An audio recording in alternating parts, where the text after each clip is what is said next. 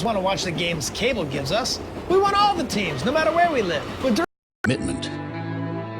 A promise we make every day. To ourselves and to others.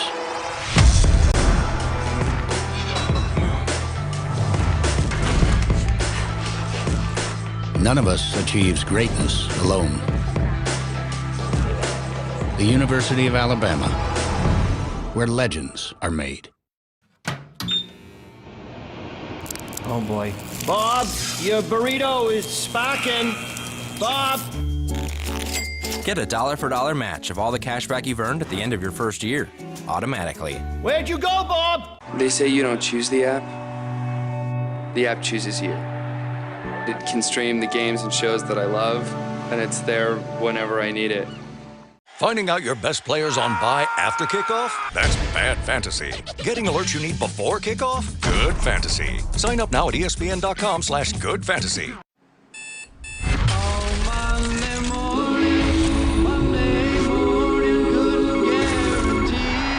Monday Night Football is back. Saints Vikings at 6:55. Chargers Broncos at 10:15. September 11th on ESPN. First Take, live from Dallas, September 8th at 10 Eastern on ESPN.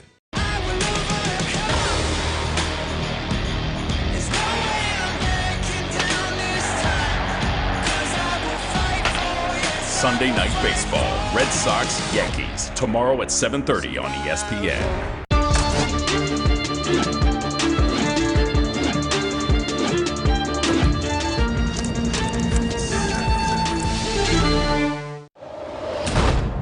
It ain't easy being on top. Everyone wants to bring the trophy home. All 130 teams. It's gonna be a fight to the finish. The College Football Playoff on ESPN. Who's in?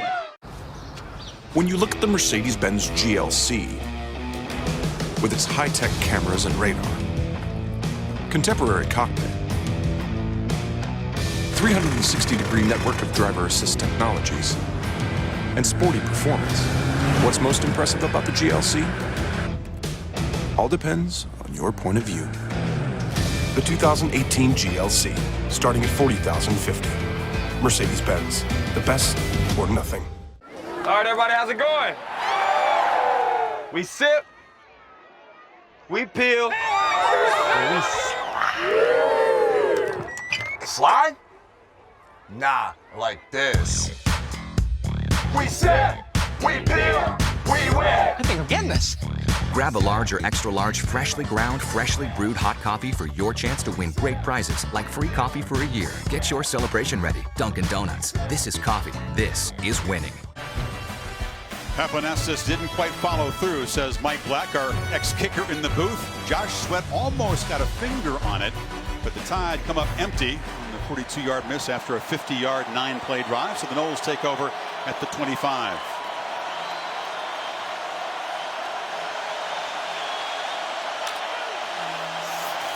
Andre Francois looks to throw, loops it downfield, overthrows Auden Tate. DeAndre Francois, who has played a lot of football, even though he's only a sophomore. Last year we saw him, we talked a lot about how he's continued.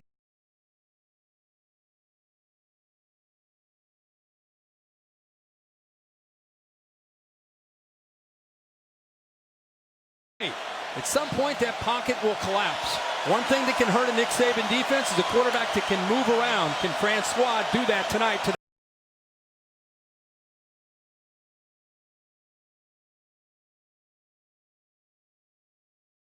It's complete over the middle. That's Keith Gavin, who's expected to make a big contribution. A new receiver on this team. Didn't have a catch last year. Yeah, we talk so much about Francois and what they're going to do. Let's not forget what Alabama's lost up front. Are they going to be able to pressure Francois? Think about the last 2 years, the defensive linemen that they have lost. Jaron Reed, A'Shawn Robinson, Jonathan Allen, Ryan Anderson, Tim Williams, Dalvin Tomlinson. It's a whole new wave of guys led by Daron Payne, the only one who's really played a lot of football. Can they get pressure on Francois? A goal line group on third down and about a foot. Francois keeps it. It's okay that everybody ignores me when I drive. It's fine, because I get a Rare safe driving athletes, the bonus check special every ones, have an 6 ability months. to I'm just forget accident about free. it and I play don't that share next it with play. Mom, And playing right, quarterback at this level, you have to have that Safe ability driving bonus if you want to be a checks special only from player. Allstate. It's a Switching to backup left Allstate tackle. is Josh worth Ball is in the game because Derek Kelly's helmet came off on that play. Francois is pressured from the right side, fires to a wide open man. Catch is made down near the 40-yard line by George Campbell, another new member of the receiving corps. And George Campbell, highly touted, one of the best receivers coming out of high school football a few years ago. He's just been beaten up, injuries. Jimbo Fisher telling me on the field before the game, look out for 11 tonight. He's healthy, he can fly, he can make plays. Now as a sophomore, 6'4", 207 pounds, makes a big play here early. Yeah, he's a five-star guy that Alabama offered. Sat out all of last year with that injury. Picks up 21 yards. About one of the keys, active, create. The last two plays is exactly what he did. They did get pressure on him. The previous play, he found Campbell. This time they get there. They bring the blitz with Fitzpatrick. He's able to recognize it. Instead of taking a sack or throwing it away, he's able to get a couple yards, which is a positive play.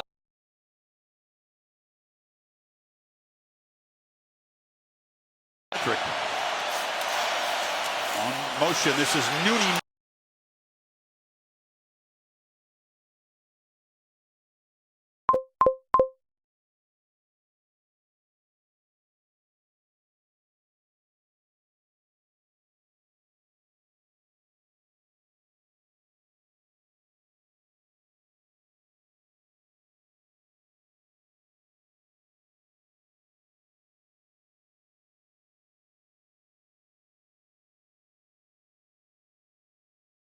It's in this building right now. I love Jimbo's got the readers going. I think they're garnet colored readers, if I'm not mistaken. So he's with the program.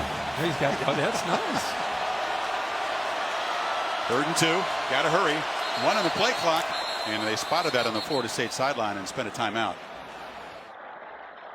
Nice looking drive from Florida State. Moved it 41 yards in 6 plays. And Francois has looked pretty poised.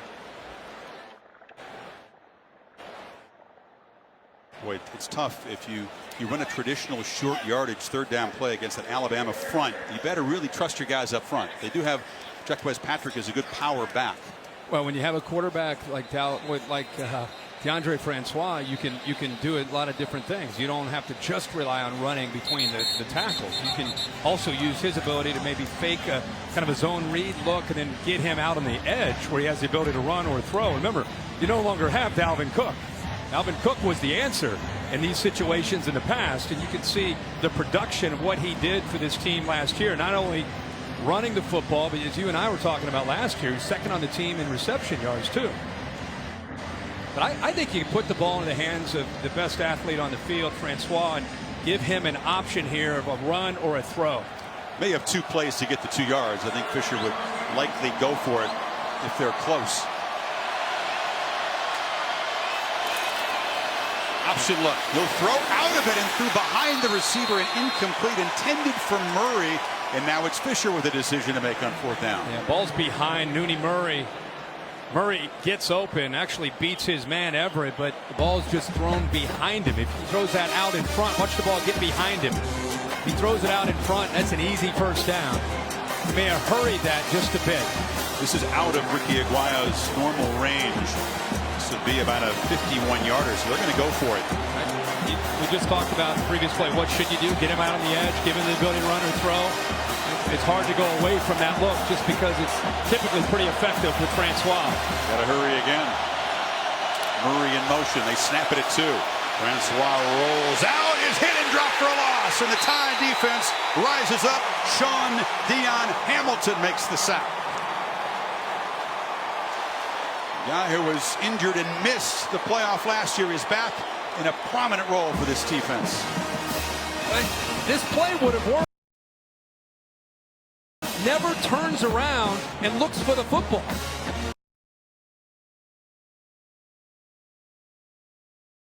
It's working to get out here, but look right here. Receiver working to get out here, but look right here. Receiver's not looking, so the timing between a young receiver and DeAndre Francois just not on the same page. It ends up costing Knowles potentially not only a first down, maybe even a touchdown. Huh. Can't find my debit card. All throughout the Southeastern Conference, college towns can embrace you. Campuses rich with tradition can lead you. Pulitzer and Cy Young winners can inspire you. But it's all of this together at one time in one rare place that can really teach you about you. Here, it just means more.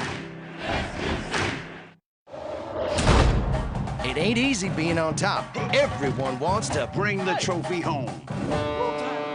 All 130 teams. It's gonna be a fight to the finish. The college football playoff on ESPN. Who's in?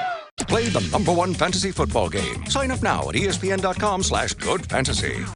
Next up, Dallas, live for Giants Cowboys. This crowd is so fired up. First Take, live from Dallas, September 8th at 10 Eastern on ESPN. They say you don't choose the app. The app chooses you. It can stream the games and shows that I love, and it's there whenever I need it. Round of 16 featuring Venus and Sharapova begins tomorrow at 11 a.m. on ESPN. Saints Vikings at 6:55. Chargers Broncos at 10:15. September 11th on ESPN.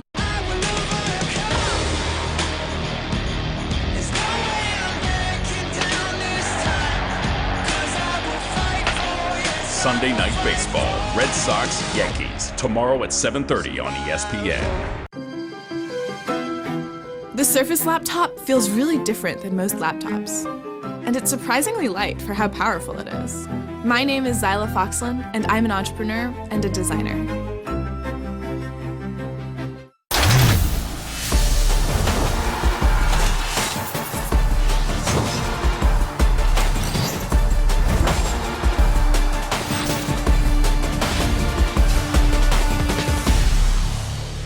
Presented on ABC by Wells Fargo. Wells Fargo, building better every day. Chick-fil-A, start game day strong with the new breakfast hash brown scramble bowl. And in part by Mercedes-Benz. Check out ESPN's Facebook for a 360-degree camera view of the brand new Mercedes-Benz Stadium. Second possession for the Crimson Tide after the stop on fourth down. And this is Harris working hard to get back to the line of scrimmage. Talked about Brian Dable. He goes from working for a man who has 5 Super Bowl rings to a coach who has 5 national championships. Kirk, this is the first college game he has attended in 18 years. He's playing a pretty prominent role tonight. On second down, ball batted in the air. Hurts actually catches his own pass. Tries to make something of it and sprints out of bounds up near the 38. Derwin James batted it down, and then Hurts went up and took it away from him. Remember we talked about how big a deal this is that Derwin James is back. Remember we talked about he can be a blitzer from this area. Not only to tip it, if he catches it, he walks to the end zone. What a play, what awareness there by James. He's got some long arms, doesn't he? As well as a tremendous skill set. 3rd and 10 now. Now he's showing up over here. He's blocked that time as Hurts gets it away, and Ridley's open. And he's pushed out near the 41 as the Tide convert the 3rd and 10. And we talked about sitting in the pocket, working through your progressions. Is he going to bail out after the first sign of trouble? How about this? Look at Jalen Hurts this time. 3rd down and long.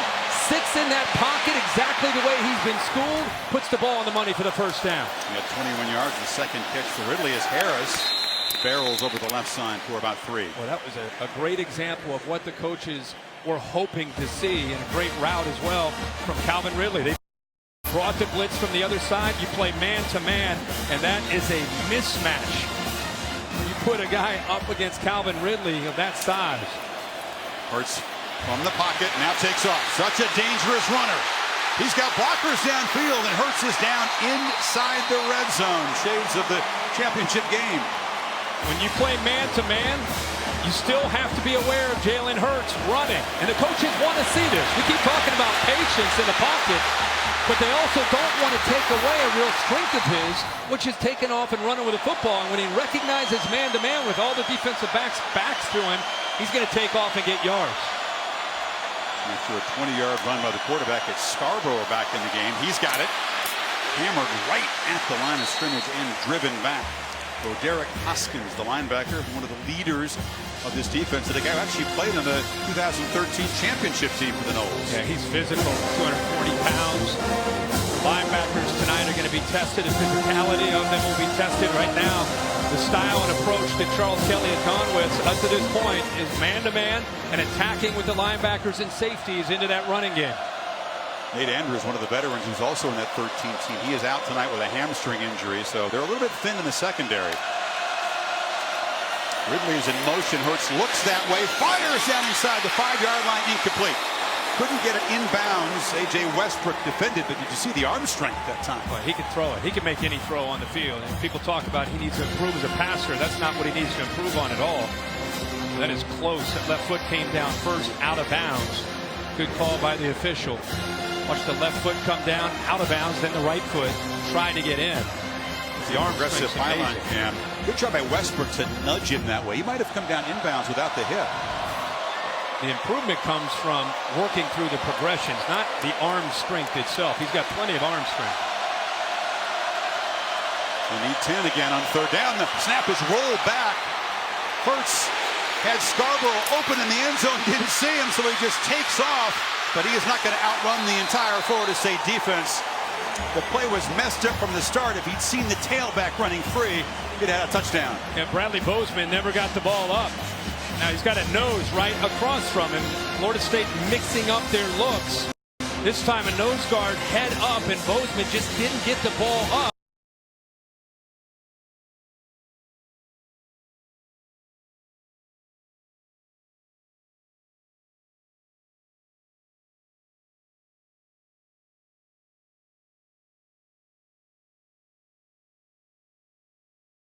Epenastas just wide right earlier from 42. This is from 36.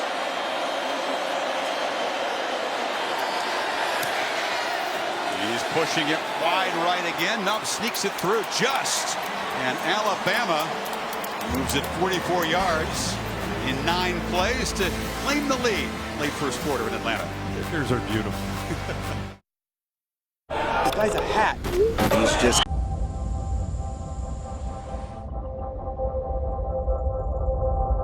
What does preeminence look like?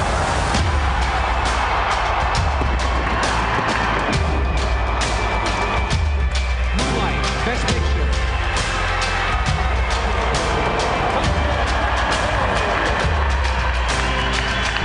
Florida State University.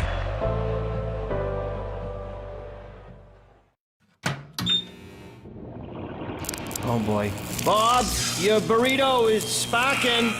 Bob! Get a $1 match of all the cash back you've earned at the end of your first year, automatically. Where'd you go, Bob? They say you don't choose the app. The app chooses you. It can stream the games and shows that I love, and it's there whenever I need it.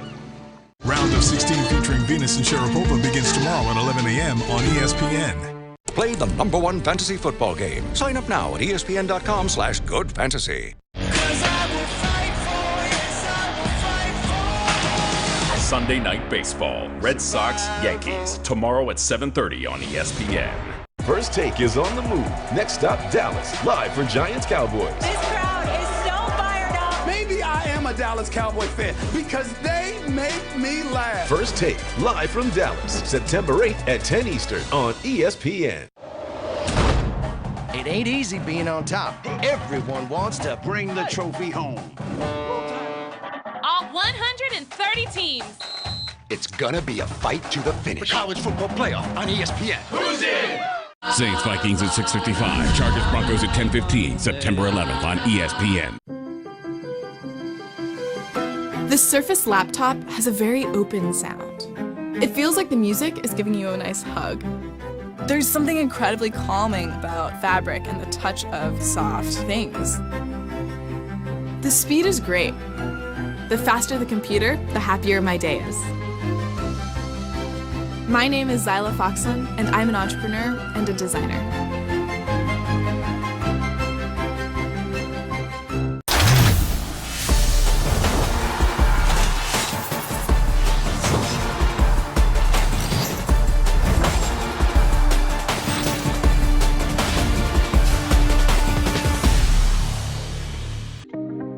During our Made to Move 2017 clearance event, you can do endless online research. Or you can take advantage of our best offer ever on an XT5. Don't wait. Our 2017 models will be moving fast. You can drive a car, or you can drive a Cadillac. Come in before the end of our Made to Move 2017 clearance event and leave with the perfect Cadillac XT5 for your next adventure. Choose a low mileage lease on this XT5 from around $339 per month.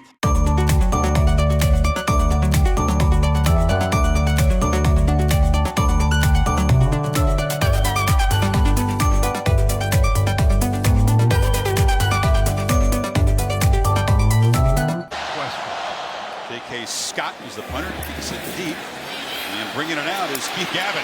Gavin, who in his first career touch had a huge kick return in the Orange Bowl against Michigan, a much shorter play that time. He got blown up by Daniel Wright. Daniel Wright. At first I saw that number 3.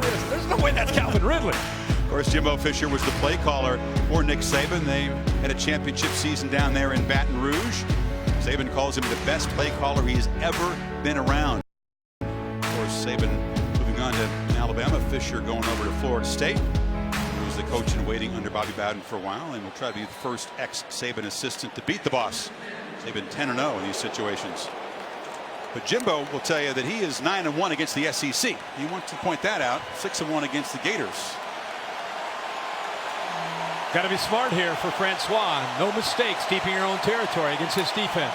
Empty backfield. It's Jacquez Patrick in the slot. They throw it back, and this is Gavin, who's been busy early. Picks up about 6 on first down. I love how this Alabama defense runs to the ball. Defensive linemen like Payne that time running to the ball, trying to dislodge the football away from Gate. Now, his first game of the year. This is where you have to think of everything as a coach. You know, you work on 2-minute drill, you work on short yardage, you work on being penned back inside your 10-yard line. You've got to cover all bases to get ready. There aren't any preseason games in the college game. He said be careful, but he goes empty backfield on a first down against Alabama. Back in the I formation, and they put in a quick handoff. Short gain there by Patrick, a powerful runner, 230-pounder, a junior. Well, I think with all the hype of Cam Akers, the true freshman, who we'll see at some point tonight. I hope we do. Yeah, but I think a lot of people are thinking, where's Akers? But these coaches, they get in these big games, they're going to rely on guys that have been around, been in these big games, felt the speed of these games, felt the speed of the atmosphere, and understand it. So Cam Akers maybe will get a look later. They might see how he responds. But right now, they're relying on the junior Patrick, and it makes a lot of sense. Akers is the other 3 in this team after Derwin James. 3rd and 2. And a whistle. Jimbo called another timeout. Once again, the play clock was winding down, so he spends 2 timeouts in the first quarter. Quick break as they discuss this 3rd and 2 play.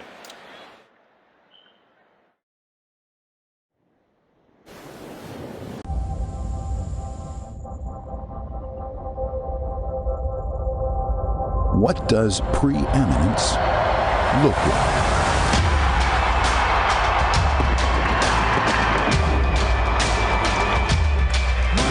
Best picture.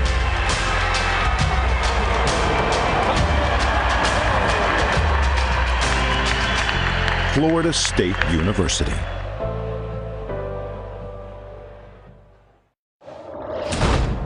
It ain't easy being on top. Everyone wants to bring the trophy home. All 130 teams. It's gonna be a fight to the finish. The college football playoff on ESPN. Who's in? Saints Vikings at 6:55. Chargers Broncos at 10:15. September 11th on ESPN.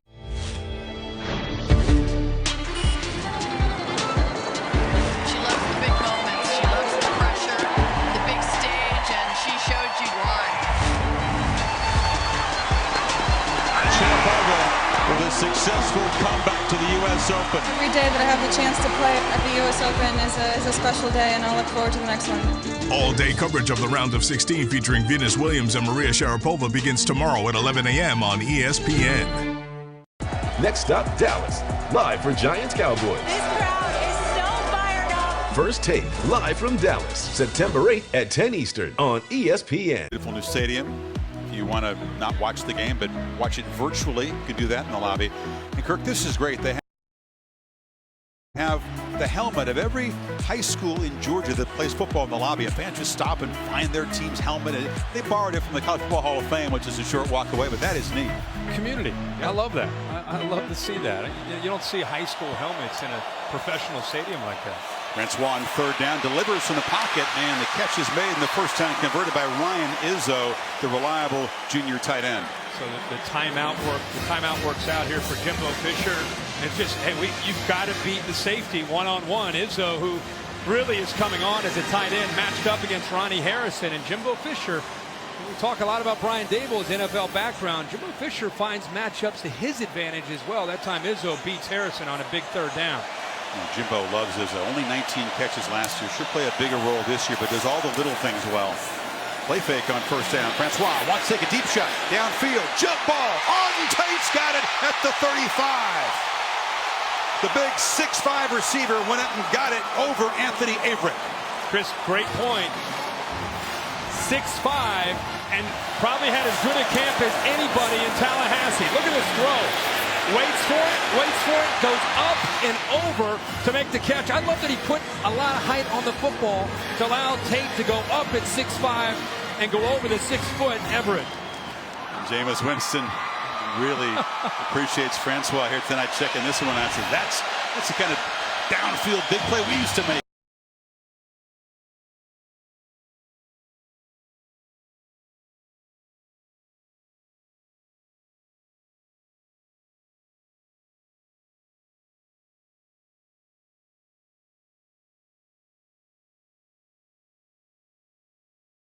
Pressure in his face and delivers over the middle. Diving catch is made again by Nooney Murray.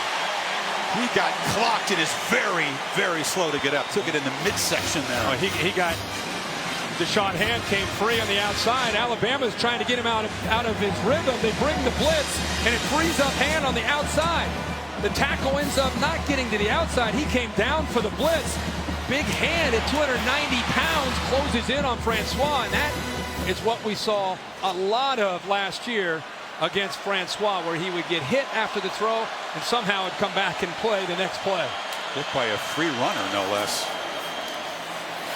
Patrick tripped up, no gain, and that was Terrell Lewis. They are rotating a lot of bodies in on defense, Kirk. We're noticing something they didn't do enough of perhaps against Clemson. Yeah, they have to do that to be able to try to stay fresh. They're not quite facing the same kind of a tempo and attack, but all I know is watching Jimbo Fisher, his ability to break down a defense. Remember, not only did he work for Nick Saban, Jeremy Pruitt on the other side worked for him the year they won the national championship. So there's a lot of awareness, and he's one step ahead right now of Pruitt and Saban with the way he's kind of keeping them off balance with the mix of the run and the throw.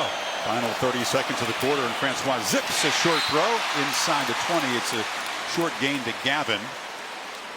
Averett in coverage may be the last play of the quarter. And Francois gets hit again. And what the answer from Jeremy Pruitt is to try to get him out of this timing and rhythm, he's blitzing him. It's time to bring in safety and a linebacker, Sean Dion Hamilton. Right as he throws it, gets it hit again. He's a tough guy, but he does not want to take too many more shots like that. End of the first quarter here in Atlanta.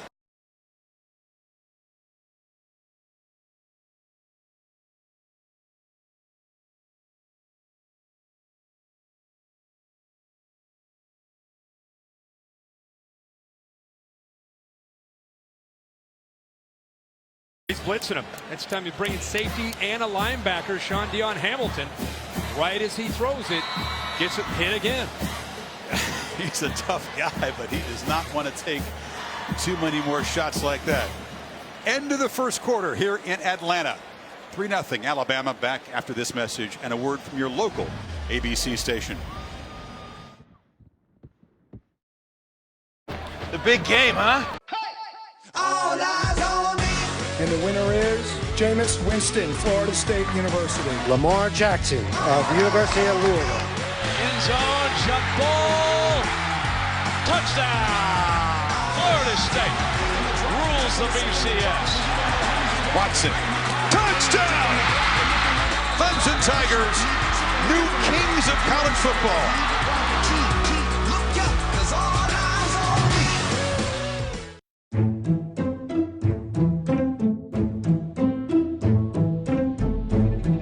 Apparently, the picture is worth 1,000 words. The award-winning 4K displays from Vizio. Did you vacuum? Yes. I also cleaned my bathroom and your bathroom. Nice. You burned your Wi-Fi back. How about my skateboard? Find your awesome with Xfinity XFi. Saints Vikings at 6:55. Chargers Broncos at 10:15. September 11th on ESPN. First Take, live from Dallas, September 8th at 10 Eastern on ESPN. Summon Terragon the Brain. He's at the podiatrist. Going into battle without the best team? Bad fantasy. Drafting your team from anywhere? Good fantasy. Sign up now at ESPN.com/goodfantasy.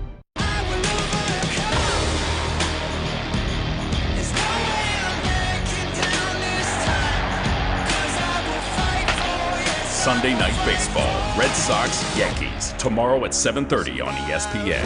Round of 16 featuring Venus and Sharapova begins tomorrow at 11 a.m. on ESPN.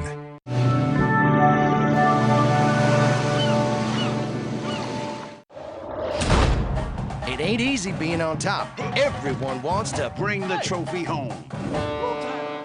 All 130 teams. It's gonna be a fight to the finish. The college football playoff on ESPN. Who's in?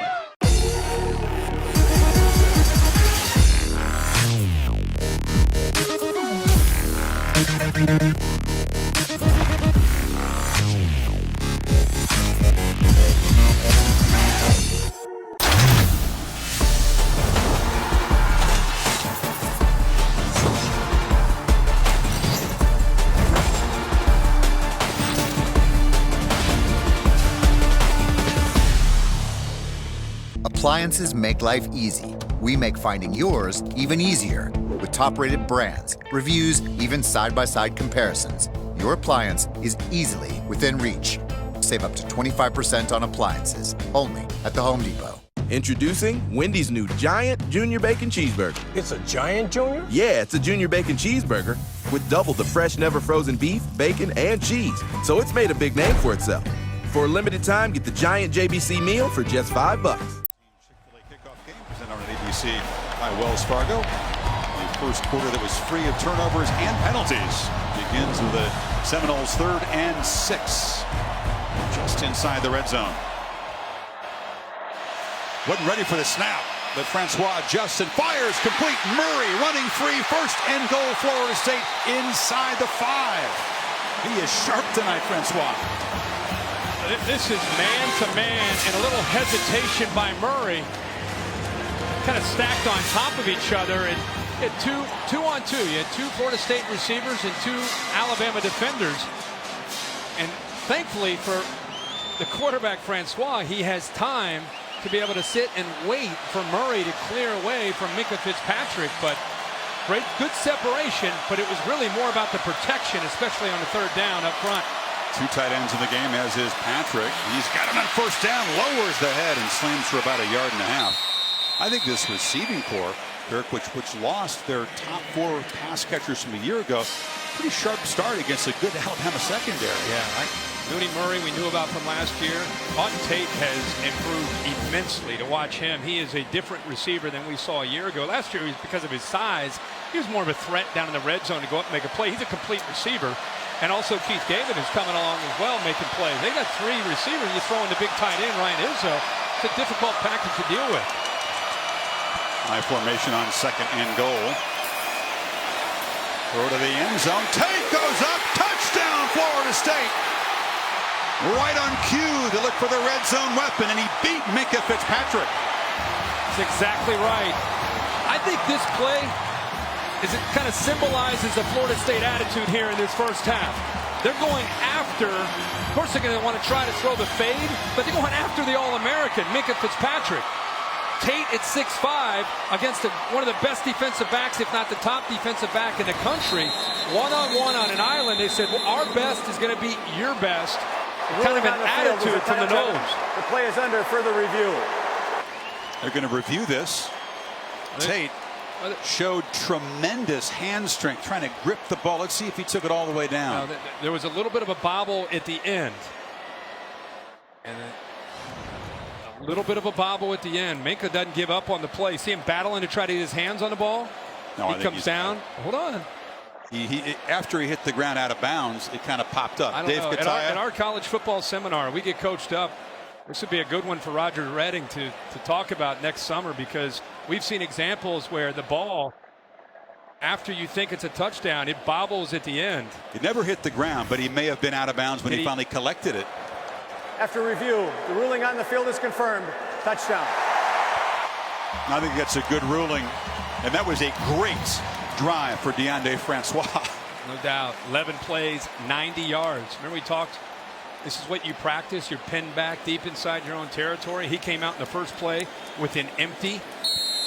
That's how much he trusts his quarterback against Alabama. He goes 7 for 7 for 86 yards and a touchdown pass to Tate. Mickey Aguayo adds the point after touchdown.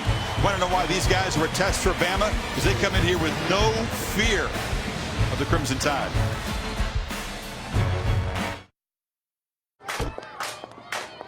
Hey.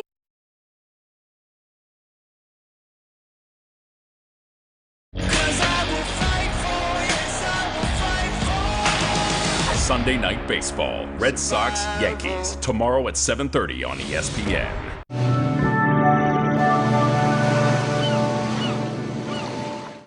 Next up, Dallas, live for Giants Cowboys. This crowd is so fired up. First Take, live from Dallas, September 8th at 10 Eastern on ESPN. It ain't easy being on top. Everyone wants to bring the trophy home. To Georgia. To USC. Fight on. Go away. Hook 'em on. Boomer Sooner. OH. Go blue. Everyone's got a shot. Let's go, Warhawks! All 130 teams. It's gonna be a fight to the finish. The College Football Playoff on ESPN. Who's in?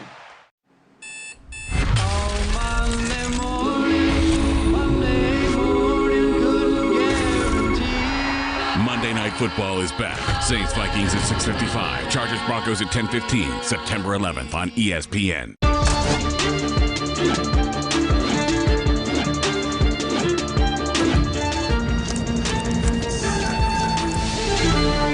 Play the #1 fantasy football game. Sign up now at ESPN.com/goodfantasy.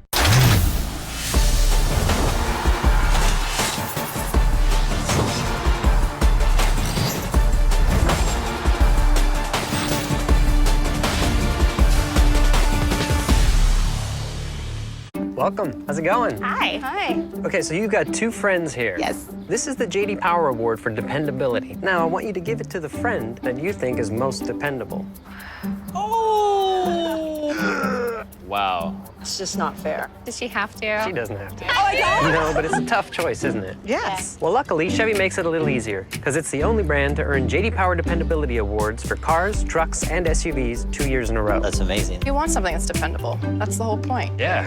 Appliances make life easy. We make finding yours even easier. With top-rated brands, reviews, even side-by-side comparisons, your appliance is easily within reach.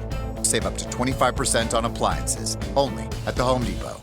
Introducing Wendy's new Giant Junior Bacon Cheeseburger. It's a Giant Junior? Yeah, it's a Junior Bacon Cheeseburger with double the fresh, never frozen beef, bacon, and cheese. So it's made a big name for itself.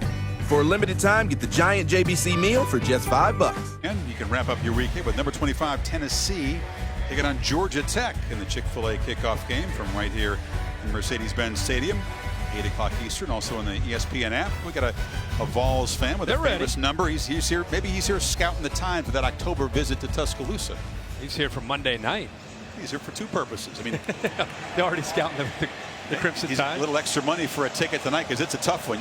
You're right about that. Don't get in here cheap. Knowles, very impressive in the first 17 minutes of the game. Tyler boots it into the end zone, and let's see if the true freshman's going to bring it out. Yes, Henry Ruggs, living dangerous, gets it just to the 15. Jalen Hurts is off to a little bit of a slow start as far as his numbers, but he's shown some impressive things tonight. Number one, we talked about, can he have the patience to work through the progressions? There's an example of him doing that. The very next play, now he sees man-to-man. When a quarterback sees man-to-man and he has wheels, he can pull it down and make people miss with those defensive backs not looking at the quarterback and get valuable yardage. That was the last series. Alabama, they've been able to move the ball. They're just not able to come up with touchdowns, just a field goal. Which true freshman said would make an impact at running back tonight? Well, Najee Harris, the freshman out of Antioch, California, to the Bay Area, #1 overall recruit in the class of 2017, is behind Hurts. And his first college carry will be a short one. He had 3 2,000-yard seasons in high school. Everybody in the world wanted this guy. All I can say is, can you imagine being a senior in high school last year and trying to tackle him? No. He looks the part on the field, doesn't he? You know, Derrick Henry, who won the Heisman, was out there pregame standing next to him. Tutu was much, much bigger than Derrick Henry. 230. You fake it to Ridley. Hurts tries to bounce it. A stiff arm, and he stretches within 2 yards of the first down. McFadden made the tackle. To Tom Rinaldi. Chris, we talked so often about the strength of that offensive line for the Tide up front. They came off after the last drive clearly gassed. Everybody with oxygen, a number of them wearing ice collars, and the coach is challenging them to try to get a lot more push up front against the Noles. We'll see if they're able to do that on a key third down. And Tommy, not only the push, they got to deal with the safeties and the linebackers coming downhill too. Noles are crowding the line on this 3rd and 2. Hurts from the pocket, flips it. Ridley's got it, made the catch on his knees. That's enough to move the sticks. They didn't go to him here, but Henges got behind Roe Hoskins. And would not surprise me to see Brian Dable try to create a matchup where he can get a back or a tight end man-to-man against these linebackers. They're not having a lot of success necessarily on the outside yet. And it could come with Ridley, but they have an advantage going against those linebackers. Hurts keeps it. Scoots around the end. Nice gain out near midfield. O.J. Howard was such a weapon at tight end, Kirk, last couple of years. Henches maybe not that kind of pass catcher, but you think he can play a big role in this offense this year? It's Forrestall. They've got some receiving tight ends that are pretty good. You know, the answer right now, we've seen it the first couple times on this drive, is this Florida State defense with the linebackers and safeties are trying to attack the line of scrimmage. The answer for Dable is fake it into the middle with the big back and then get to the outside with the quarterback and the speed of Hurts. Jalen has 43 yards rushing. That's 10 more yards than he has passing so far. And we'll play action from the pocket. Takes a downfield shot. Ridley's running free. He's got a touchdown. Tide. 53 yards. The kind of play they didn't make enough of last year. They've taken some shots early, Kirk, as you thought they might. And that's the answer. When a defense is not respecting your ability to throw downfield and they're determined to take away the running game and put the game on the shoulders of the quarterback, at some point, you've got to make them pay for that. Leaving those corners one-on-one, the speed of Ridley is tough to deal with, especially for a true freshman like Stanford Samuels. That is a tough assignment for anybody. But when your very first college game, you were covering high school receivers a year ago, there goes number 3, and there was no help. So Hurts, after a slow start in the passing game, strikes quickly, and the Tide reclaim the lead. There was a lot going on there. There's a fake up the middle, but watch the receiver that goes in motion. Watch the defense react to Judy. They're up, their eyes are in the backfield. They're looking at the guy in motion, they're leaving the corner all by himself as a true freshman against arguably the most elusive, one of the best route runners in college football, Calvin Ridley, and Samuels loses that matchup. What is the power of Pacific?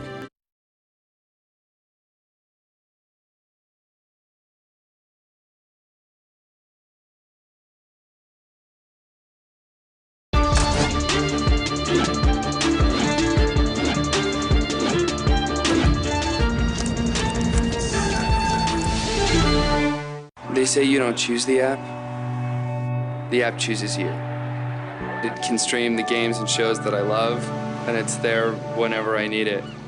Is your coffee spiked in the morning with you? Spiked with genius juice. I'm gonna walk off this show right now. This is unbelievable. Zip it, quiet. First Take is on the move. Next stop, Dallas, live for Giants Cowboys. This crowd is so fired up. Maybe I am a Dallas Cowboy fan because they make me laugh. Eli Manning over every quarterback who ever lived. First Take, live from Dallas, September 8th at 10 Eastern.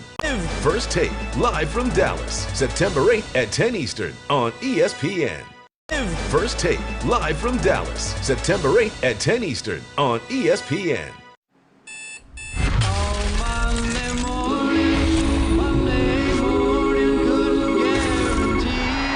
Monday Night Football is back. Saints Vikings at 6:55. Chargers Broncos at 10:15. September 11th on ESPN.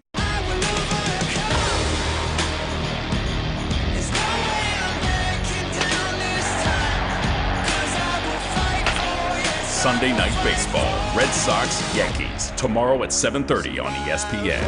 Finding out your best players on bye after kickoff? That's bad fantasy. Getting alerts you need before kickoff? Good fantasy. Sign up now at ESPN.com/goodfantasy.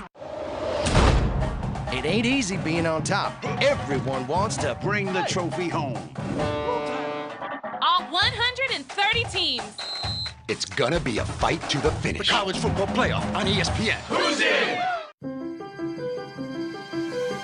The Surface laptop has a very open sound. It feels like the music is giving you a nice hug. There's something incredibly calming about fabric and the touch of soft things. The speed is great. The faster the computer, the happier my day is. My name is Zyla Foxen, and I'm an entrepreneur and a designer.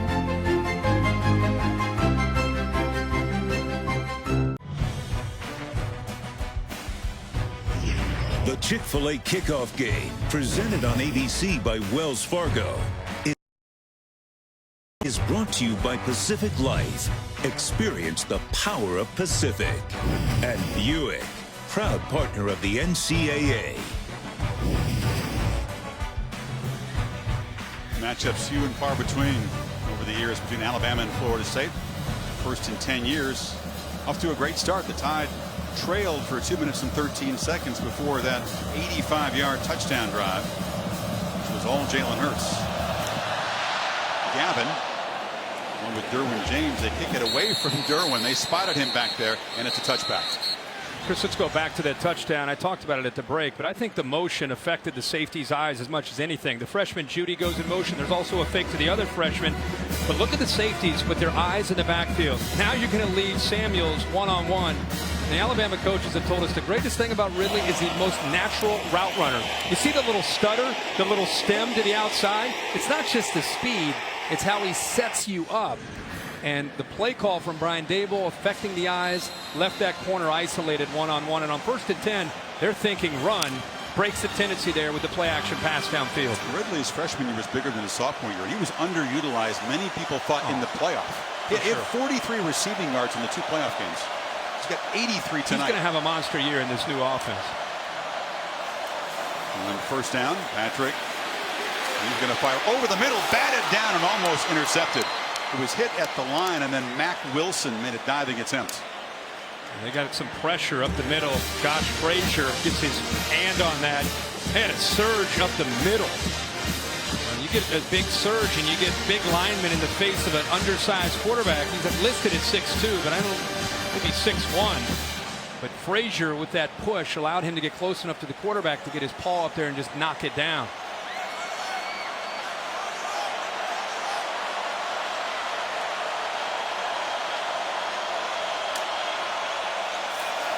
Second and 10. Francois gets good protection. Again, the ball's batted down at the line. Again, it's big Josh Frazier who's a backup nose guard. Like you said earlier, Chris, they're rotating bodies in there. He's a backup who could play anywhere else, right? No doubt about it. Look at him, though. He's getting double teamed. He knows he's not going to get in there. That's a pretty good job of knocking that down. Again, keep in mind all that Alabama has lost up front in the last couple years. So guys like Frazier are going to have to step up and make plays. And he's done it the last two, knocking those balls down. It's Fitzpatrick crowding the line. A blitz look on 3rd and 10. And now they back out of it. Tide rush, only 3. Patrick's got it underneath, but he will not get first down yardage. Interesting wrinkle just before the snap, and it works. It's amazing how a touchdown pass can affect the momentum of a football game. You could feel at the kickoff when the Alabama defense took the field. In my opinion, it's the first time I felt juice from that Alabama defense, like an attitude that you could feel from up here.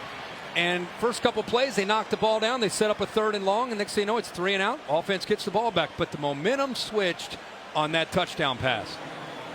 First punt of the ball game. Trayvon Diggs back deep. And Logan Tyler standing at his 17. Play clock down at 2. And it's a high boot. Diggs comes up and he makes a fair catch at the 33-yard line. So the 3 and out for Florida State after Calvin Ridley's big play gives the Tide the lead. 10-7. Everything you love about Earth is gone. Your skinny vanilla latte? Gone. Binge watching? Gone.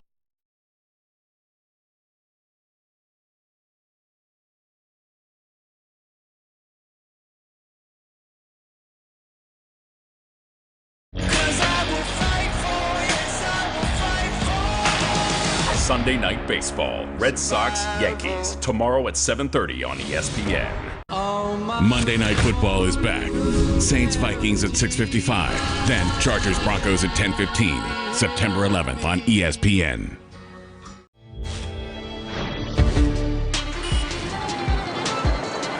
She loves the big moments. She loves the pressure, the big stage, and she showed you why.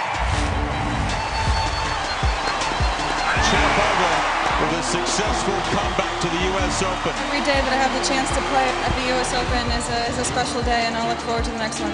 All-day coverage of the round of 16 featuring Venus Williams and Maria Sharapova begins tomorrow at 11 a.m. on ESPN. Yeah, I knew Antonio Brown was on bye this week. Finding out your best players on bye after kickoff? That's bad fantasy.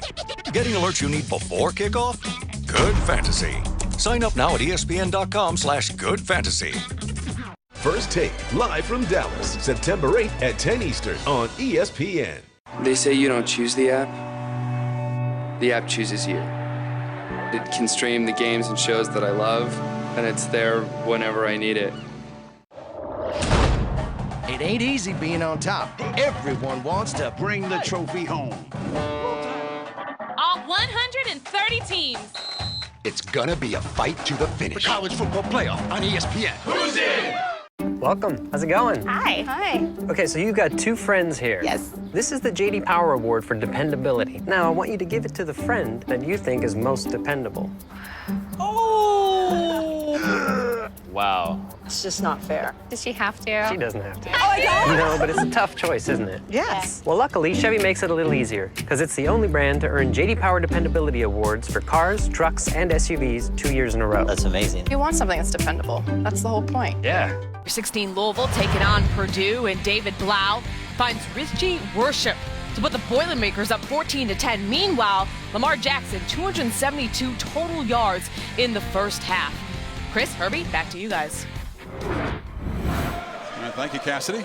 Tide offense back to work with a 3-point lead after a 35-yard punt from their own 33.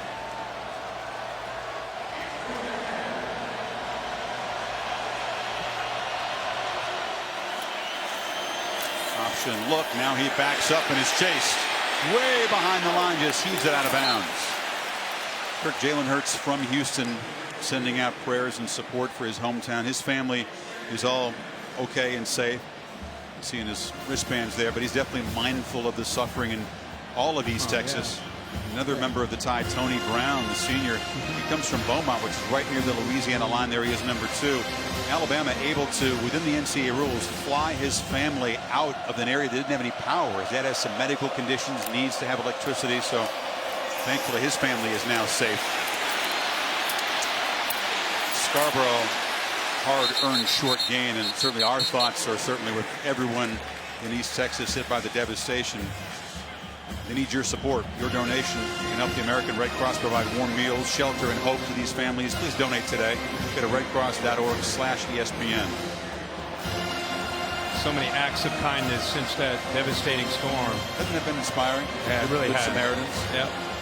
J.J. Watt did a phenomenal job. Unbelievable. Raising many, many millions. It's been great. See people coming in and helping people out. Tide need 8 to prolong the drive. Pressure. Gets away, incomplete. He got hammered again. Running free was Derwin James, and it's 4th down. And they overloaded that side. It wasn't just Derwin James. They also put Burns out here to the outside of the tackle. Then it frees up the fleet-footed Derwin James to be able to come out there. Nobody picks him up. You know, since LaMarcus Joyner has played here, when Florida State puts a guy in that nickel spot right off the edge of the tackle, chances are on 3rd down, he's going to blitz. You might want to put a back or somebody over there to be able to slow down that blitz. First punt for the senior J.K. Scott. That's what's so fun about James, Kirk. He's going to move all over the place. He had a phenomenal freshman season before injuries cut short the sophomore campaign. This is what Scott does. He just gets it up in the jet stream and boots it way down there.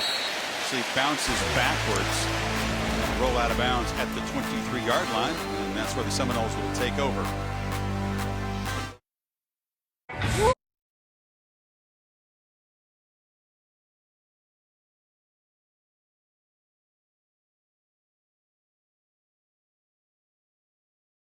They say you don't choose the app. The app chooses you. It can stream the games and shows that I love, and it's there whenever I need it. Is your coffee spiked in the morning with spiked with genius juice? I'm gonna walk off this show right now. This is unbelievable. Zip it! Zip it! Quiet! First Take is on the move. Next stop, Dallas. Live for Giants Cowboys. This crowd is so fired up. Maybe I am a Dallas Cowboy fan because they make me laugh. Eli Manning over every quarterback who ever lived. First Take, live from Dallas. September 8th at 10 Eastern on ESPN. It ain't easy being on top. Everyone wants to bring the trophy home. To Georgia. To USC. Fight on! Go at it! Hook 'em hard! Boomer Sooner! OH! Go Blue! Everyone's got a shot. Let's go, Warhawks! All 130 teams. It's gonna be a fight to the finish. The College Football Playoff on ESPN. Who's in?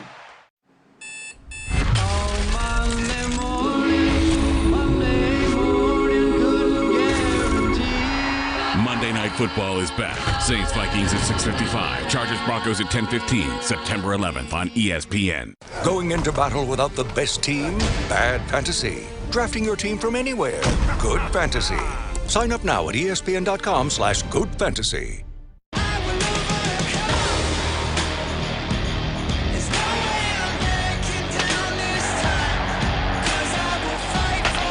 Sunday Night Baseball. Red Sox, Yankees. Tomorrow at 7:30 on ESPN. Round of 16 featuring Venus and Sharapova begins tomorrow at 11 a.m. on ESPN. Welcome. How's it going? Hi. Hi. Okay, so you've got 2 friends here. Yes. This is the J.D. Power Award for dependability. Now, I want you to give it to the friend that you think is most dependable. Oh!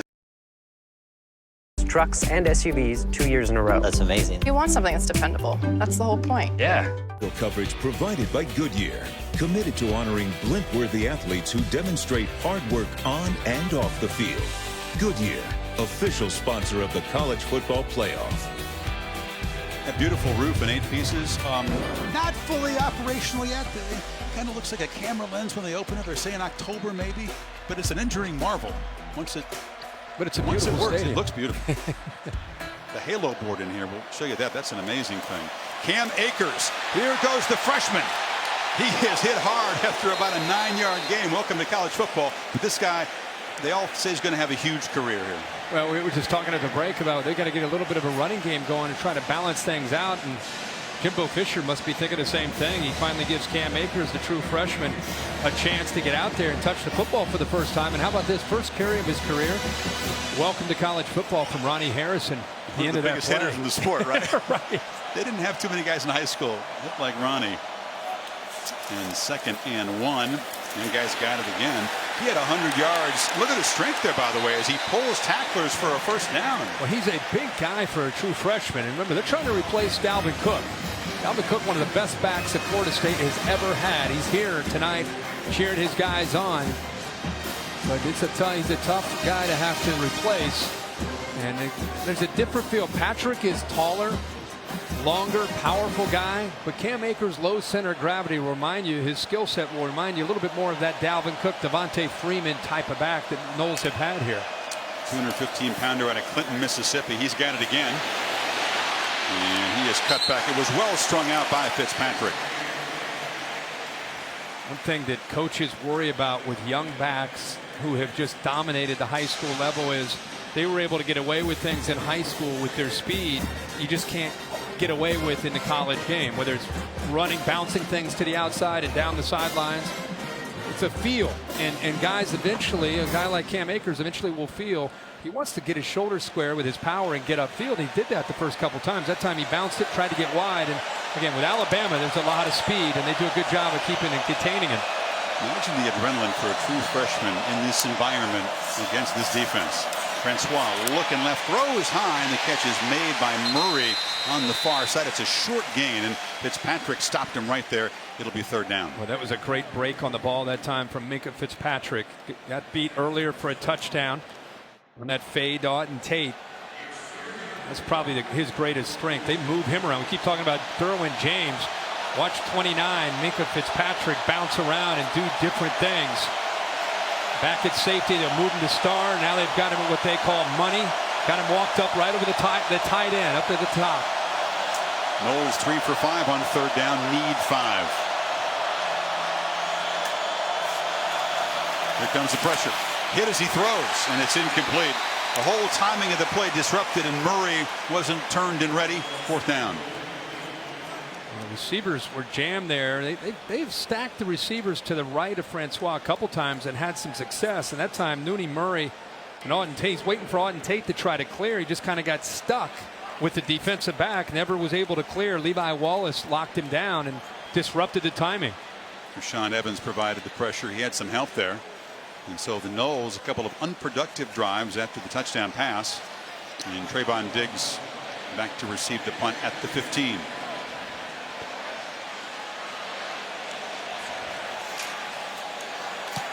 Tyler boots it high, and another fair catch taken by Diggs at the 14-yard line. Chris Felica, welcome to Saturday Night Football. The Bear is back what do you got, Bear? Test our knowledge again this year. Hello, gentlemen. It's now time for tonight's Aflac Trivia question. We're going to ease you into this one, I think. You're so formal, Bear. 2 national championship contenders here. The loser probably still in the title race. So we're going to ask you, who was the last team to win the national title after losing their season opener? I'm buzzing in right now. I got it. Yeah, I got that. It was somewhere in Miami in 1983, right? That lost to the Gators. I thought Ohio State lost to Virginia Tech. It wasn't the opener. Was it? It was second game? Yeah, second game. Am I correct? Is that correct? Your alma mater? Well, he's not allowed to respond to that. He didn't have to. It's Miami. Billy Bonnell said you cannot respond. Shut him down. Harris. A short gain. All right, bring him back because I know I got this one. I'm 1-0. I jumped. All right, I get next week. You get this week. It's a formality. We will ask you. We will answer the question now. Tonight's Aflac Trivia question. Who was the last team to win the title after losing their opener? And it was the Miami Hurricanes. What, you and Baron cahoots together on that? I think I might have equaled last year's season total of correct answers on opening night. I know. Now I'm worried. That was a fairly memorable championship game. 2nd and 6. 6 minutes until halftime. Hurts from the pocket, loses time, and he'll lose some yardage.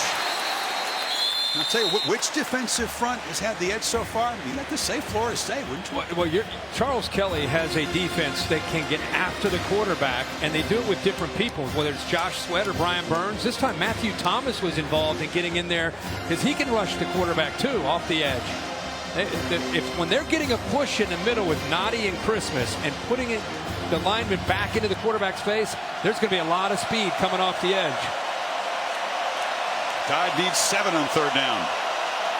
And Sims going in motion to the right. Hurts has protection. Throws it underneath to Ridley. He's going to have to work hard to get the first down. He's not going to make it. He was driven back there. A strong play to deny him first down yardage. It's good defense. Again, Charles Kelly deserves a lot of credit. Chris, we called some of the Florida State games last year, early in the year. Remember the Ole Miss game, the Louisville game? Saw a lot of busted coverage, and a lot of that had to do with just youth. Charles Kelly did a great job of keeping that defense together last year. Second half of the season, it was a different group. They're off to a very good start tonight with their eyes on the football, making plays on the ball. This is an ugly kick off the side of the foot by J.K. Scott, just shanked into the Bama bench. And Florida State's going to have tremendous field position. Boy, he is an all-world punter who's destined to kick on Sundays. That was one of his worst ever. And just a shank directly off the outside of the foot.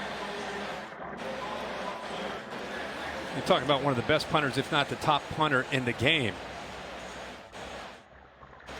Encouragement from Saban. Yeah. A 9-yard punt gives the Noles the football at the Alabama 31 with 4:45 to play in the half. You feel like you got to cash field position like this in against Alabama. Yeah, see if he takes a shot here. See if he tries. Akers is still in that backfield with a sudden change like that off a bad punt. Deep in Alabama territory as he try to create a matchup. It's a reverse. Campbell going to be hit and dropped for a loss. So the second time they tried a little trickery there, and Terrell Lewis wasn't buying it. He stayed at home. He'll lose about 5. Yeah, that is great discipline by Lewis. He's going to be right out here and work his way to the outside. He is 6'5", 254 pounds. Think about being that big and being out in space like that against a wide receiver that has speed like George Campbell. Terrell Lewis is a name to remember, trying to replace all that great ability that Alabama lost. 24 is the guy that's going to have to keep making plays like that. Francois is a good thrower. He's not a great blocker. We saw that there, too. And 2nd and 14, gets back to his normal job, but mistimed again as Gavin wasn't ready for it. Ooh, almost a big play that time by Rashaan Evans, middle linebacker who's taken over there for Reuben Foster, who has moved on. 32, he's played a lot of football. He's been more of a situational player. Now he's thrown into the middle of the defense to become one of the alphas of that defense. He got his left hand on the ball. Kind of disappointed he wasn't able to get 2 hands on it because that could have been an easy interception. How about you take over to 31, you go backward 4 yards, you're not in field goal range. Let's see if Fisher tries for an underneath play to get him closer. Takes a shot. Francois, yeah, throw underneath. That's Gavin making the catch, but he's going to be trapped behind the line of scrimmage. Levi Wallace, the backup corner, made the play. And how about the job of the Tide defense after the shank punt? Yeah, Jeremy Pruitt has to be proud of that defensive effort. Jimbo Fisher taking a chance there on 1st and 10. When Pruitt's group was able to get that big loss, boy, Florida State behind the 8 ball on 2nd long and 3rd and long. And the Alabama defense steps up, as you said, after that bad punt. He hates to have to punt this. I mean, this is killing Jimbo, but Tyler's out there to try to pin Alabama back deep. That is a missed opportunity that was handed to them off the punt there. Diggs runs back late as the returner. Tyler just drops the point, kicks it with backspin. It's not a thing of beauty either. That's not what he was looking for. Let's see where they spot this. So we marched back to the 23-yard line, and Bama will take over with 3:06 to work with. Kirk, are you ready for next Saturday night? It's another monster early season showdown as Baker Mayfield, I think he had 1 incompletion today, was it? In Oklahoma, rolls into the horseshoe against J.T. Barrett and the Buckeyes, who had 29 unanswered after falling behind Indiana, the game that you called on Thursday. Yeah, that was a good challenge for them early in that game from Indiana. They'll be probably a different team when they get home to Columbus, and a different challenge from Oklahoma. Baker Mayfield is a quarterback that kind of plays inspired football. It was Utah today, but he was good. He was a little chippy too. He's got a little attitude, which you can appreciate. And it'll take that attitude to go on the road and win next week. I hear you. 12-yard punt after the 9-yard punt. It's Ridley in motion, but they hand it to Najee Harris, and this is the all-world true freshman running back who would love to make an impact in his first college game. Short gain there. How are they going to play this year? They're going to try to be a little aggressive and take some shots and add to the lead before halftime? I think it depends on if they're able to get a first down here. I think they're approaching trying to get this first down with the same mindset they probably had the whole first half, and get this first down. I think your energy and your attitude changes. Get a little bit more into that 2-minute mode. Now they put Harris split out to the right from an empty backfield. Not much urgency as they let the play clock roll down, and now Hurts rolls out and just throws it into the bench, and they've got 2:20 to work with. It'll be third down. Matthew Thomas provided the pressure. Matthew Thomas, he kind of tipped his hand there a little bit, walking off to the outside. I thought we might see a quarterback draw up the middle. There wasn't anybody left in the middle, but talk about closing speed. Watch him off to the left. He's a big man, 6'4", 227 pounds with that kind of speed. Remember, Jalen Hurts can run too, and force that ball to just be thrown away. Sets up another big third down here. And if they don't convert, they're going to have to punt it away, and the Noles are going to have some clock to work with before halftime. Hurts again, very quick to leave the pocket. And he's going to try to sprint.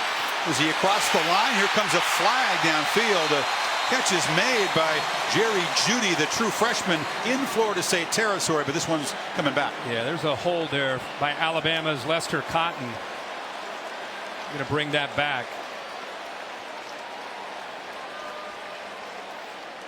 Very close to the line when he threw it, too. Offense number 66. 10-yard penalty. Third down. And the right guard, Lester Cotton. I don't even think he really needed to do this. It's towards the end of the play after Hurts actually gets out. He gets his arms around him around Christmas and just tackles him, brings him down. Pretty good effort that time by Hurts just to keep the play alive and keep his eyes downfield, but all comes back after the holding call by Cotton. Yeah, negates a 26-yard gain that would have put Bama in FSU territory. Now with Florida State with one timeout, Alabama's going to run the ball here, keep the clock going, either force Jimbo to use that last timeout or let the clock work down, get it underneath 2 minutes.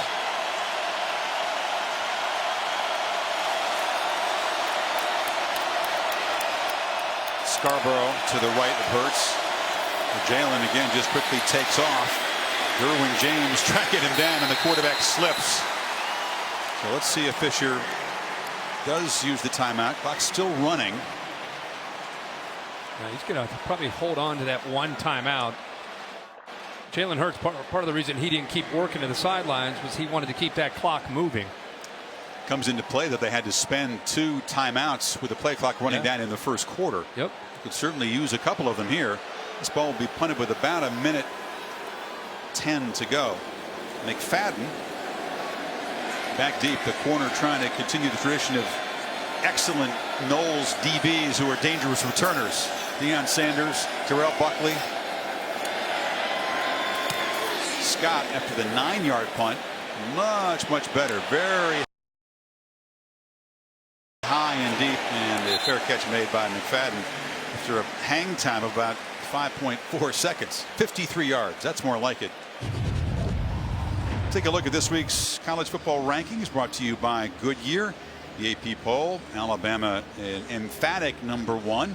Figure the winner of this game is going to be #1. Obviously the Tide keep it if they win, but the Noles you figure would jump over Ohio State with a win this impressive if they get the win. Yeah, if whoever wins this game will be #1. And Clemson would remind you sitting there at 5 that feeling slightly disrespected since they gave losses to both Alabama, Ohio State, and Florida State. The last loss each program's had. I'm always amazed the how Tigers. you could somehow be disrespected and be preseason #5. That's how good Clemson's program is right now. I'm a believer. I think they're a great program, but it's hard to be disrespected when you're 5. Everybody's feeling disrespected in this world, right? Of course. Minute 1 to work with. Francois looking downfield, now throws it underneath the Izzo, and the tight end has first down yardage. I always say this, that this is what Jimbo Fisher and his quarterbacks pride themselves on, is the 2-minute drill. You see a lot of teams work the 2-minute drill. I don't know if you ever see a team work and compete as hard as Jimbo Fisher does against his first team defense every day in practice, especially on Thursdays. Francois Again, over the middle. Again, Izzo uncovered, pulls his way down inside the 35 with 39 seconds to play. Well, Alabama took a chance here. They brought the blitz. When you bring the blitz, it gets picked up. Look at the void there in the middle of that defense. There's nobody there. Brought the linebacker, gives Izzo an easy route, and a nice recognition by Francois. Clock running, 32 seconds. Francois looks far side, and a flag. Yes, it's going to be interference on Avery as he was trying to contain Big Auden Tate. And Everett all over Tate. Tate with that advantage. He was kind of a back shoulder fade. He was trying to work to the back, but Everett was all over top of him.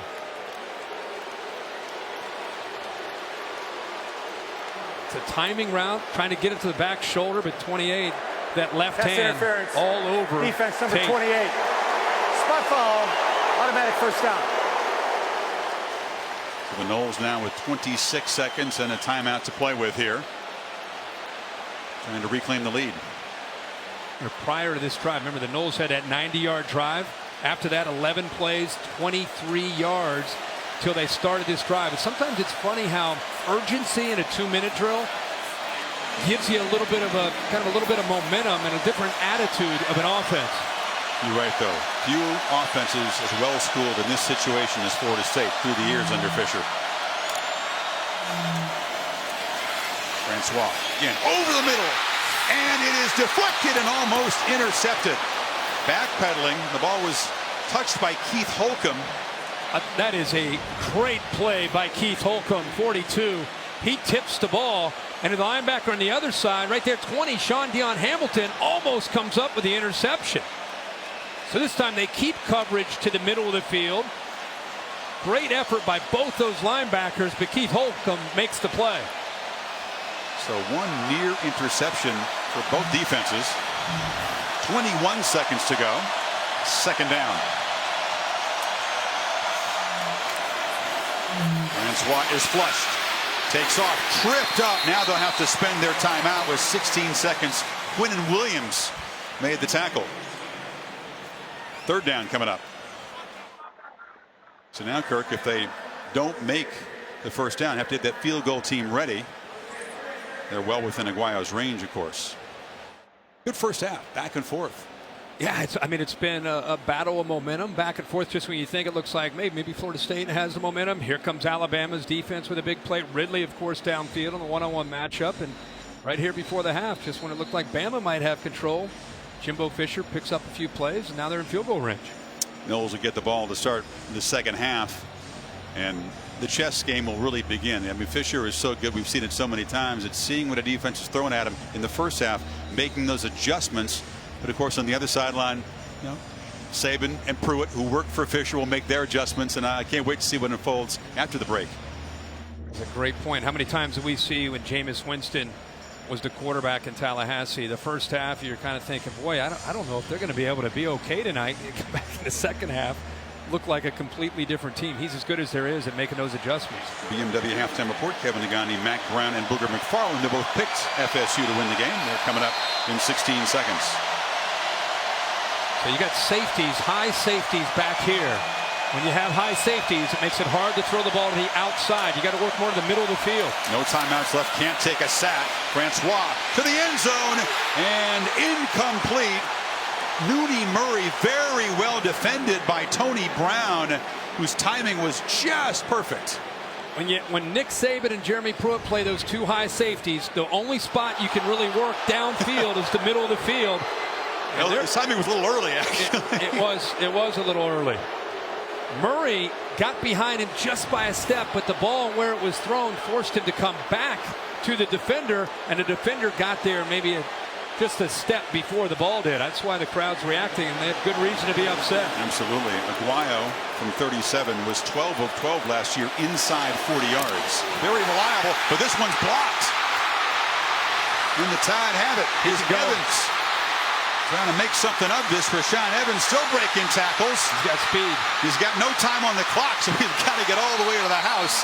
And he is tackled at the 45-yard line. But Alabama makes a special teams play to preserve the 3-point halftime lead. That was Minkah Fitzpatrick coming around the edge. He shows speed in coverage, and he shows speed around the edge. There's a flag down. It's over in the far sideline. I believe there was a scuffle. It was well away from where the tackle was made on the return.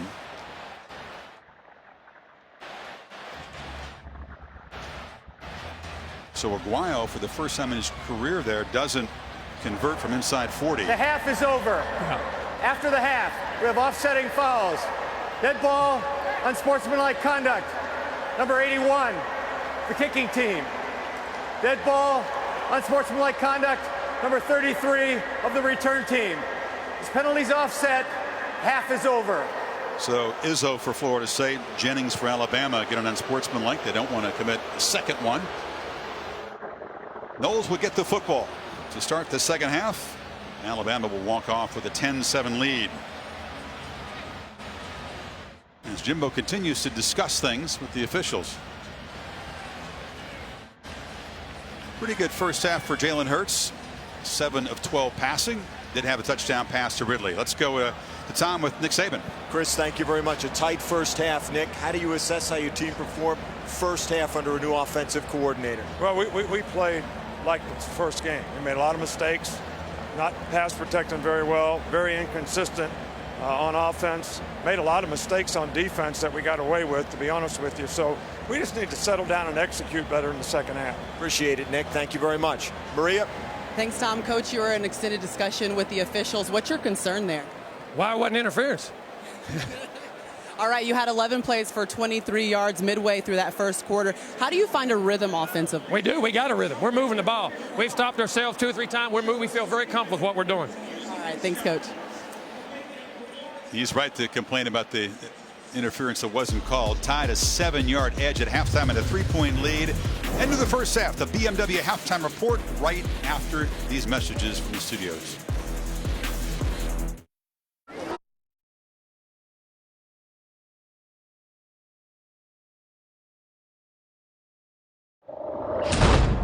It ain't easy being on top. Everyone wants to bring the trophy home.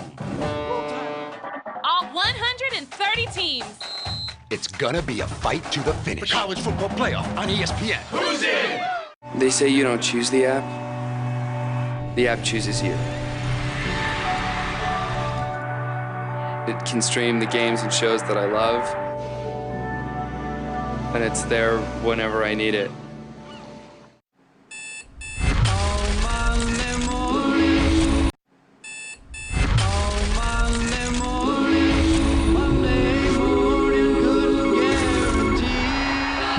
Football is back. Saints Vikings at 6:55. Chargers Broncos at 10:15. September 11th on ESPN. Summon Terragon the Brain. He's at the podiatrist. Going into battle without the best team? Bad fantasy. Drafting your team from anywhere? Good fantasy. Sign up now at ESPN.com/goodfantasy.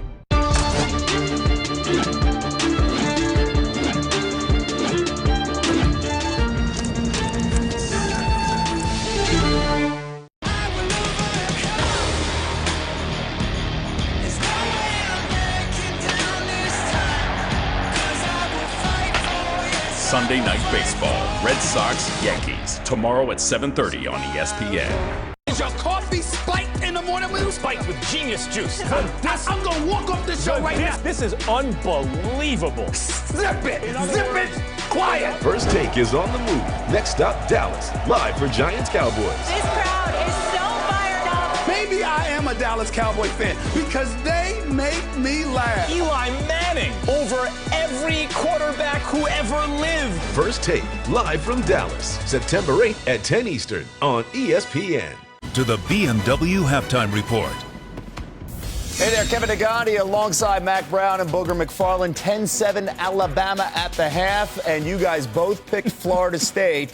Still standing by Florida State here in the second half. Absolutely. Maybe the 2 best teams in the country, and they're so smart to play.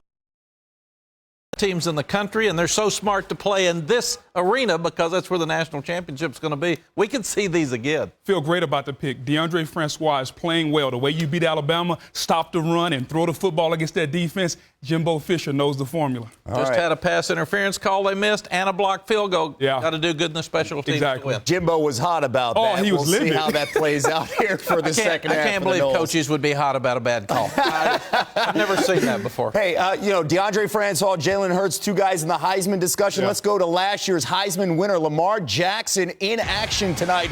Louisville taking on Purdue and Indy. And Jackson, sometimes this offseason, people have overlooked this young man. He could do it all. 3-yard touchdown here to Jordan Davis. But here comes Purdue. David Plough, you like this young man, Coach? I think David Plough is one of the better quarterbacks in the country. 14 of 17, touchdown pass. David Plough's a guy we better be aware of the rest of the year. Purdue up 21-13. Jackson doing his best, but some turnovers by his running backs. Meanwhile, Michigan taking on Florida in Jerry's World. 10 Gators suspended, including key playmakers. Here's a future playmaker for the Wolverines, Tariq Black, catching this long ball from Wilton Speight. No doubt about it. Great throw by Speight right there. Got the young man 1-on-1 on the post route. Safety couldn't get back. Touchdown. Booger. Future's now. Future is now. Hey, Booger, you're a defensive guy, and the best offense for Florida was their defense in the secondary. 2 pick sixes in this game. I love when defensive guys score because they get their name in the paper, Kev. Coach, Michigan is taking Harbaugh's personality, power on both sides. They were the most physical team today, like they were in the bowl game a couple of years ago. 215 yards rushing to 11. 10 new starters on the Michigan defense. Still, they dominate. I want to kiss Don Brown on the forehead because that's just Don Brown being Don Brown. But hopefully, they'll keep doing that all year. They came out, gave it an A+ grade tonight, and we'll try and build on our performance and be A+ next week. As it turned out, the plan was pretty well foiled by getting physically whooped by big, strong guys, and that was disappointing. Have you ever heard a Florida coach say that? It was the truth, though. You've played them a bunch.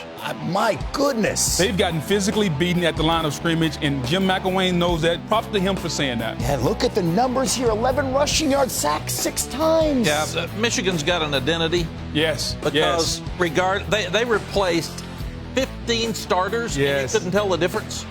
Very impressive. Florida still looking for a quarterback. Frank Zaire, Del Rio, we still don't know. We still don't know what to make of this Texas team. A stunner in the debut of Tom Herman in Austin, taking on Maryland, ranked in the top 25. But DJ Durkin's boys, they came to play, Booger. No doubt. They were more physical up front, and that Texas defense, we're still looking for it.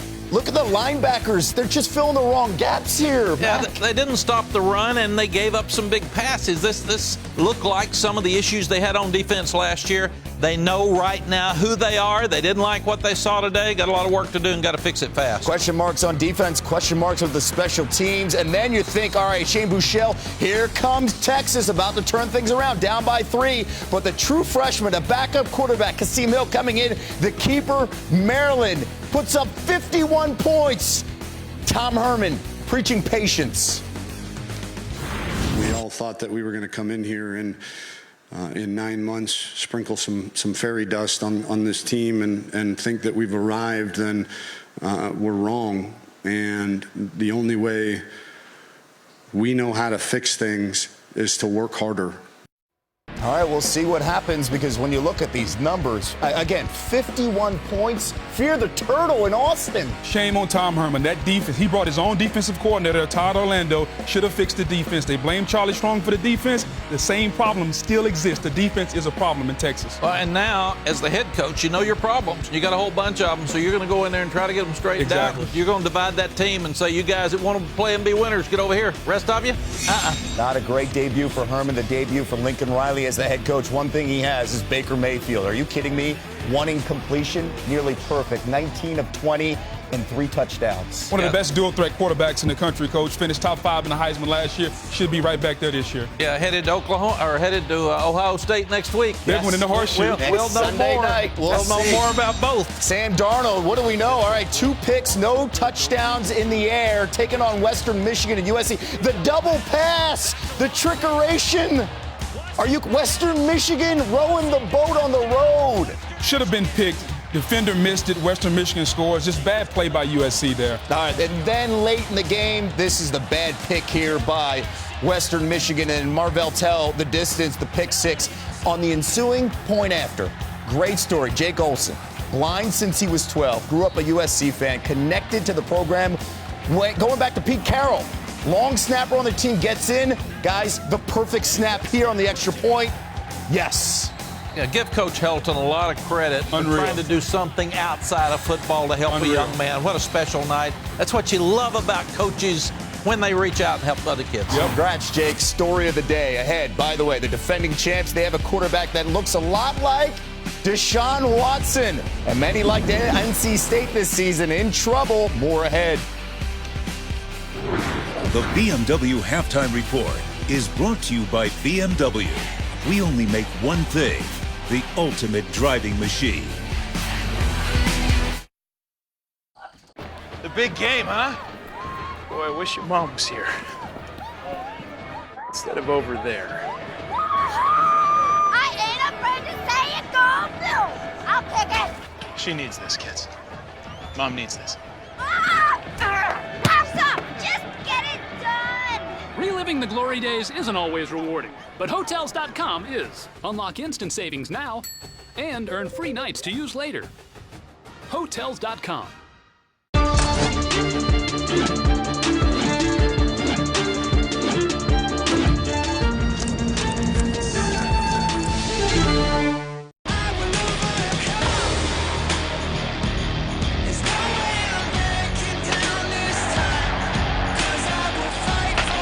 Sunday Night Baseball, Red Sox, Yankees, tomorrow at 7:30 on ESPN. They say you don't choose the app. The app chooses you. It can stream the games and shows that I love,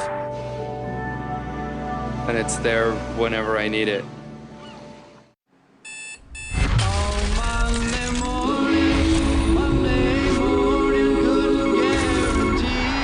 Monday Night Football is back. Saints Vikings at 6:55. Chargers Broncos at 10:15. September 11th on ESPN. First Take, live from Dallas, September 8th at 10 Eastern on ESPN. Play the #1 fantasy football game. Sign up now at ESPN.com/goodfantasy. It ain't easy being on top. Everyone wants to bring the trophy home. All 130 teams. It's gonna be a fight to the finish. The College Football Playoff on ESPN. Who's in? SportsCenter Right Now update. Giancarlo Stanton was at it again today. After 18 home runs in August, he hasn't cooled off in September at all. The 18 home runs in August tied a Major League record for a calendar month. This against the Phillies. Bottom of the first today, his 52nd of the season came off Aaron Nola. And Stanton is just pulled away from Aaron Judge in the Major League home run race, and he's also bolstered his case for National League MVP. 52 so far for Stanton. Meanwhile, the Houston Astros returned home for their first game in Houston since Hurricane Harvey devastated the area, facing the Mets in a doubleheader today. More than 30,000 fans came out to show their support. Joe Musgrove with the cleats there signed by evacuee children and volunteer workers. All right, enjoy the second half. Don't forget SportsCenter after BYU and LSU on ESPN.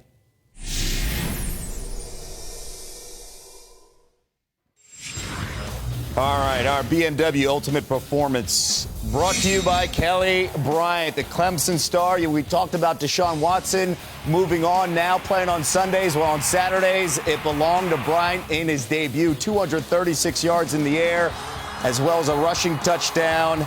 2 touchdowns in all, and Clemson would roll against Kent State 56-3. Other scores here as we take a look. And South Carolina with the shocker over NC State. A lot of hype around NC State. And Georgia surviving, beating Appalachian State 31-10.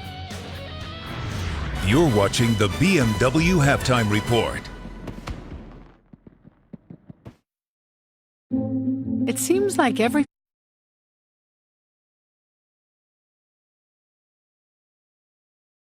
Saints Vikings at 6:55. Chargers Broncos at 10:15. September 11th on ESPN. First Take, live from Dallas, September 8th at 10 Eastern on ESPN.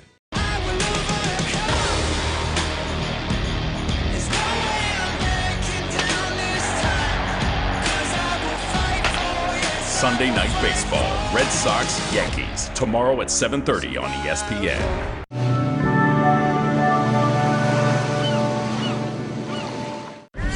Summon Terragorn the Brave. He's at the podiatrist. Going into battle without the best team? Bad fantasy. Drafting your team from anywhere? Good fantasy. Sign up now at ESPN.com/GoodFantasy. It ain't easy being on top. Everyone wants to bring the trophy home. All 130 teams. It's gonna be a fight to the finish. The college football playoff on ESPN. Who's in? Round of 16 featuring Venus and Sharapova begins tomorrow at 11 a.m. on ESPN. The big game, huh? Boy, I wish your mom was here. Instead of over there. I ain't afraid to say it, go blue. I'll pick it. She needs this, kids. Mom needs this. Have some. Just get it done. Reliving the glory days isn't always rewarding, but Hotels.com is. Unlock instant savings now and earn free nights to use later. Hotels.com. This is Axe Body Spray. Use it to stay fresh all day. And this is Axe Dry Spray. Use it to stay dry for 48 hours. Why are you touching your armpit? I was just checking to see if it was dry. Don't. That's weird. Smell great and stay dry with Axe. Hello, Discover Card. Hi, can you tell me about these new Social Security alerts I keep hearing about? Sure. Just sign up online. Then we'll alert you if we find your Social Security number on any one of thousands of risky websites. Wow, that's cool. How much is it? Oh, it's free if you have a Discover Card. I like free. Yeah, we just want you to be in the know. Oh, hey, sushi. Oh, I smell it. You're making me... Yeah, being in the know is a good thing. Know if your Social Security number is found on risky sites. Free from Discover. The BMW Halftime Report is brought to you by BMW. We only make one thing, the ultimate driving machine. Time for your primetime performers, Booger. Let's go. Anthony Rush. When I saw him do this, the only thing I could think about was Books and Circa 1995. Interception return for a touchdown. The Blazers' first game since 2014. They rolled over Alabama A&M 38-7. How about Drew Lock, the Missouri quarterback, threw for a school record 521 yards, 7 touchdowns, tied for the most in SEC history, leading the Tigers offense that racked up over 800 yards, 72 points in a win over Missouri State. Mac, what do you got? And talk about great stories. Last November, Michigan State defensive back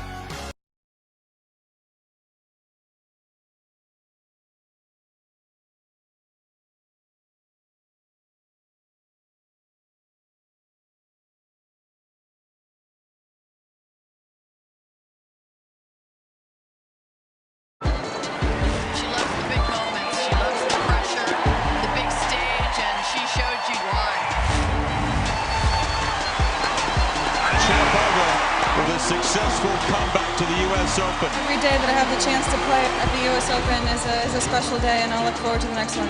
All-day coverage of the round of 16 featuring Venus Williams and Maria Sharapova begins tomorrow at 11 a.m. on ESPN. Saints Vikings at 6:55. Chargers Broncos at 10:15, September 11th on ESPN.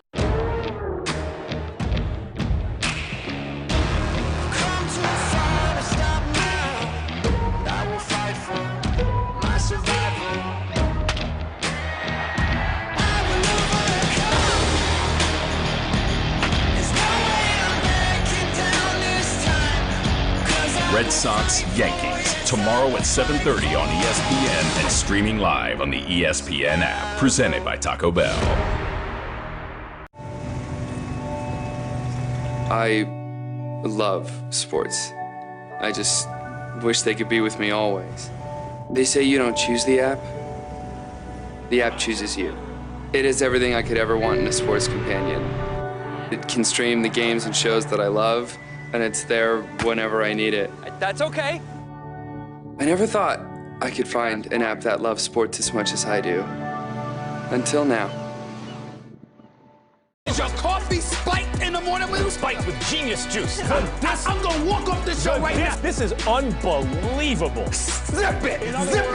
Quiet! First Take is on the move. Next stop, Dallas. Live for Giants Cowboys. This crowd is so fired up. Maybe I am a Dallas Cowboy fan because they make me laugh. Eli Manning over every quarterback who ever lived. First Take. Live from Dallas, September 8th at 10 Eastern on ESPN. It ain't easy being on top. Everyone wants to bring the trophy home. To Georgia. To USC. Fight on! Go away! Hook 'em hard! Boomer Sooner! OH! Go Blue! Everyone's got a shot. Let's go, Warhawks! All 130 teams. It's gonna be a fight to the finish. The College Football Playoff on ESPN. Who's in? Cannot lose with Terragorn the Brave on our side! Apologies, my liege. But Terragorn the Brave has been captured. And by captured, you mean he's at the podiatrist. Going into battle without the best team? That's bad fantasy. Using the #1 fantasy app to draft your team from anywhere? That's good fantasy. Play the #1 fantasy football game. Sign up now at ESPN.com/goodfantasy. And a special thanks to our friends at Chick-fil-A. In the middle of the night, in my dreams,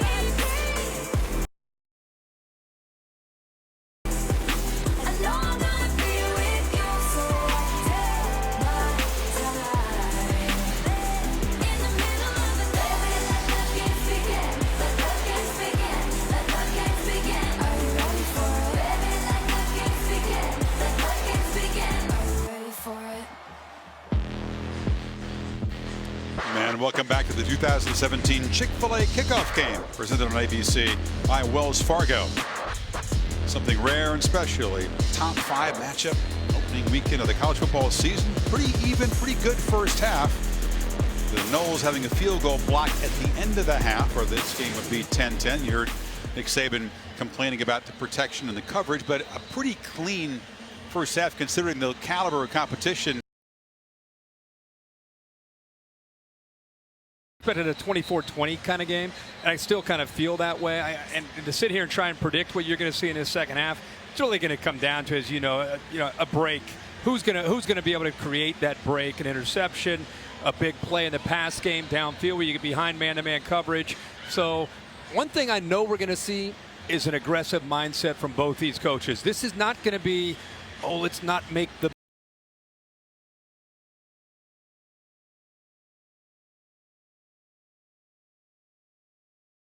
void and just play not to lose. So that part has me excited about this second half. Fisher is such an aggressive offensive mindset. We know what Saban brings on the defensive side of the ball. Noles will get it to begin this second. James are back. They want no part of kicking the ball to Derwin James. It's booted into the end zone, and the Noles will take over at the 25-yard line as our Pacific Life game summary. Talked early about Florida State's quarterback DeAndre Francois trying to find some receivers, losing his top 3 receivers who would become his go-to guys. We knew about Nooney.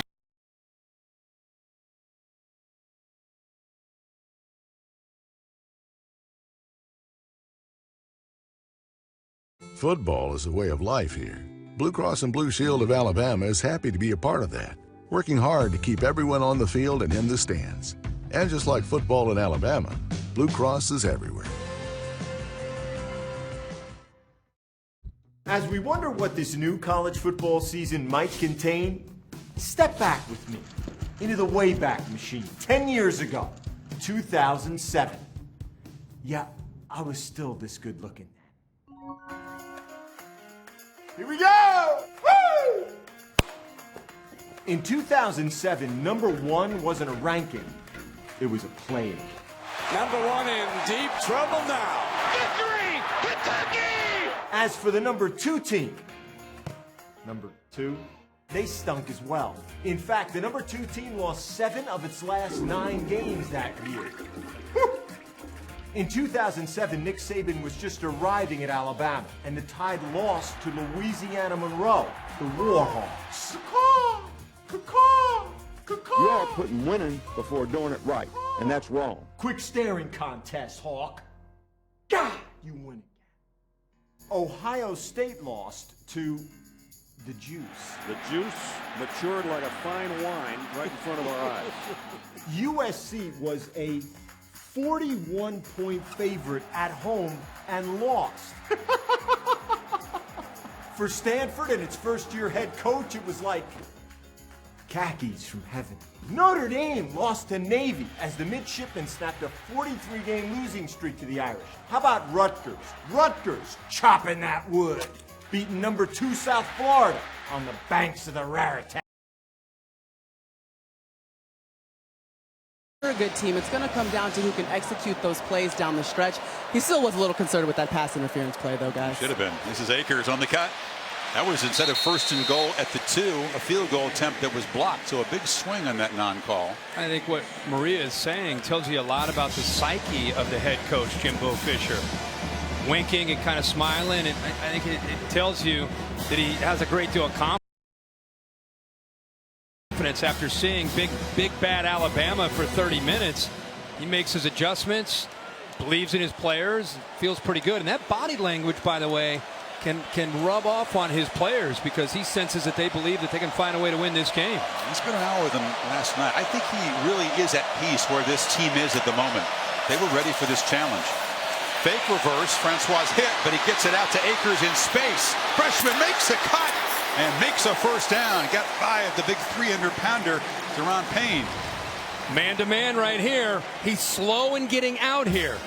Watch a little bit of hesitation from Sean Dion Hamilton. See how he just hesitated with that motion that came, caught his eyes in the backfield. And that's a great, well-designed play by Jimbo Fisher. The motion that came across slowed down Sean Dion Hamilton, slowed him down for enough of a second there to get Akers out into the flat by himself. It's Murray in motion. Again, they fake it to him in a short game. You wonder, all the talent that Akers has, he's going to have a great career, but is he ready emotionally, mentally for an opponent like this, a setting like this? I think that obviously Fisher has a ton of confidence and belief that he does. You know, in my opinion, what you see coaches do in these kind of games is they play the older player, and then they sprinkle in the true freshman, see how he reacts. If he reacts favorably, and especially if he has more talent, you give him another series and another series. Next thing you know, it could be the end of the game. From the pistol, this is Akers. Quick penetration and attack. I just felt the defense let the whole team down in that final drive against Clemson. He's one of those guys that's been driven the entire offseason by that. No doubt about it. Defensive line ate up all the blocks, freed him up to make the play. We see Raekwon Davis, 99, is back out there. We've not seen a lot of him tonight, but he is right here in the inside of that Alabama defense. He was the man that was shot in the leg outside of a bar about a week ago. There he is. And he's coming strong, and he knocks the quarterback down. He has been pent up all night.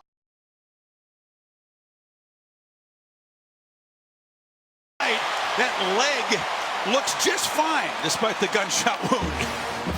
He goes right by the right guard this time, Minshew. Look at that. This is a slap. I mean, keep in mind the size of Raekwon Davis, 6'7", 306 pounds. You don't see linemen that big who can move like that. But Davis been bottled up all night. He finally gets a chance to make a play.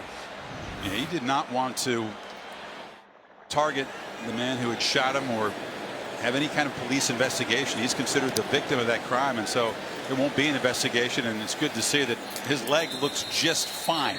He's hardly practiced for this game, but as you said, pent-up energy beats preparation sometimes. There is a flag on the punt, so we'll check it.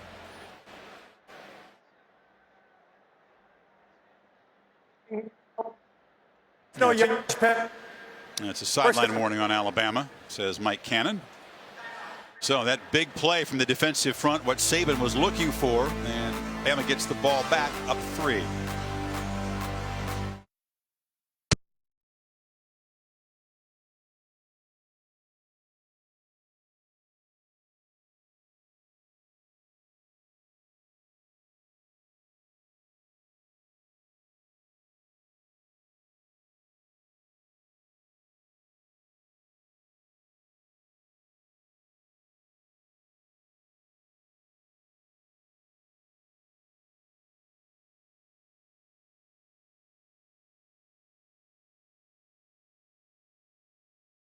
Now at ESPN.com/GoatFantasy.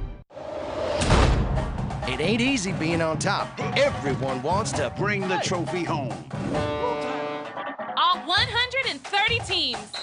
It's gonna be a fight to the finish. The college football playoff on ESPN. Who's in? Round of 16 featuring Venus and Sharapova begins tomorrow at 11 a.m. on ESPN.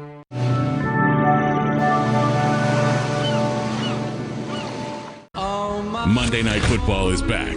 Saints Vikings at 6:55. Then Chargers Broncos at 10:15. September 11th on ESPN. Sunday Night Baseball. Red Sox, Yankees. Tomorrow at 7:30 on ESPN.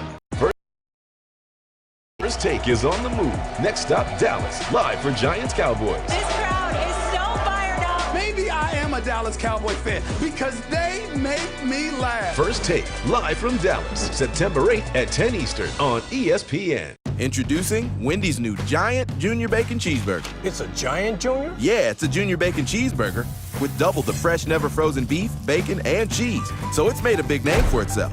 For a limited time, get the Giant JBC meal for just $5. This is Axe Body Spray. Use it to stay fresh all day. And this is Axe Dry Spray. Use it to stay dry for 48 hours. Why are you touching your armpit? I was just checking to see if it was dry. Don't. That's weird. Smell great and stay dry with Axe. How was your vacation? Get a little sun? Yeah, you're looking a little ripe there, buddy. Yeah, very funny. Hey guys, what's this tomato doing at Randy's desk? You know, that actually reminds me, Steve. I got you something when I was over there. It's just a little something that I just thought you might like. Aloha. Mangoes can get sunburned. Put some flavor in your break with new mango tea. Make time for Snapple. Trey Marshall, the senior safety, returns. He was targeted for a targeting penalty in the second half of the Orange Bowl win over Michigan, so had to sit out tonight's first half. A.J. Westbrook, his backup, did a heck of a job, but now Marshall, the regular starter, joining the secondary. Bama takes over at the 24 after another short punt, just 29 yards.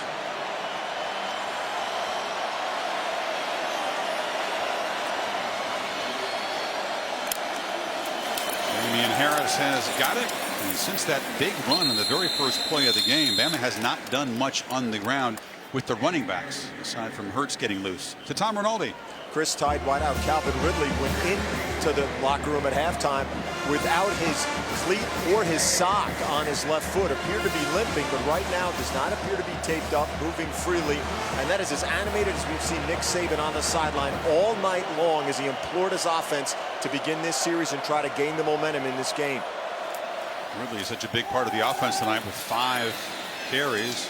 Or catches as the carry goes to Hurts. And Brian Burns tackles him. It'll be third down. You know, you bring Trey Marshall back into the game after not playing that first half, as you mentioned, because of the suspension. What you get is you get your thumper. You get your enforcer back there, 6 feet, 210 pounds. He is as physical as any defensive back that Florida State has, and it also frees Derwin James up to continue to move around and play a variety of different positions. They need just 3 on this third down. Hurts is going to flip it short to Harris, who makes the catch, gets a nice block on the edge from Henches, and has got plenty of yardage out across the 45. It's a big play there. They get outside and man-to-man to make a play. Derwin James has been very active in his first half. He's been at the nickel spot. They put him back as a safety. They moved him out. He's played some.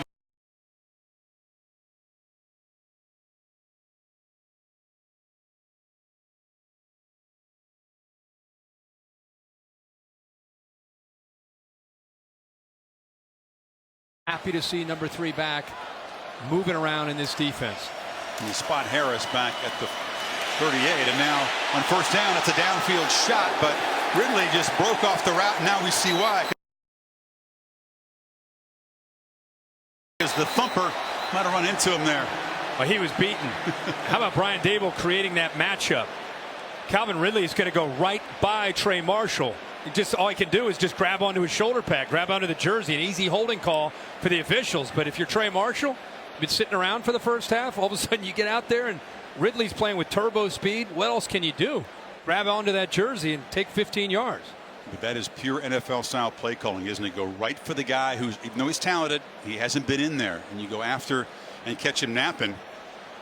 Did well actually to create that penalty because Ridley might have had his second long play of the night. Oh, he was going right by There him. are 2 fouls on the play. Both will be enforced. It's interference. Defense number 20. It's a 15-yard penalty. Sideline warning. Delay of game against the Alabama bench. Oh, boy. That 5-yard penalty. It will be 1st and 10. Well, he was warned already once, so the second time it's a 5-yard penalty. But Nick, he'll have a conversation with several folks on the sideline, and it's beginning right now. Get back. Only one guy can be out there, and that's the boss. Dave Kataya is up here with us, and Dave, we've seen a lot of sideline warnings this weekend. Point of emphasis to keep the coaches there.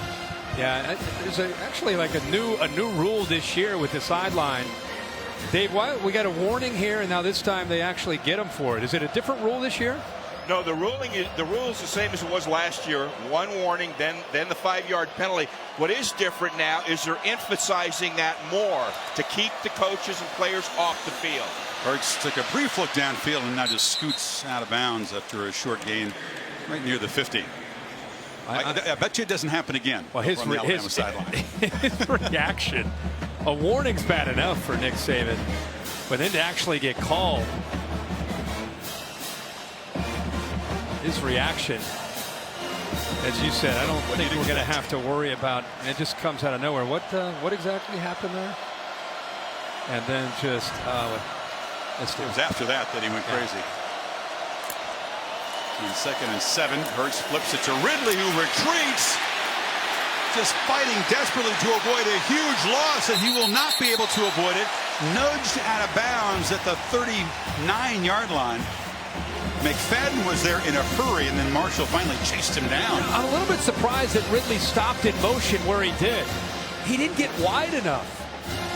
I mean, you're trying to out-leverage the defense, and instead he stops. And look at the Florida State defense. I mean, they're all over. Kyle Myers, the corner, had it way to the outside, another 10 yards out wider. So Ridley, as fast as he is, he was outflanked. All he could do was try to cut back and lost a lot of yards. Yeah, he lost 11 of them, and it sets up a 3rd and 18.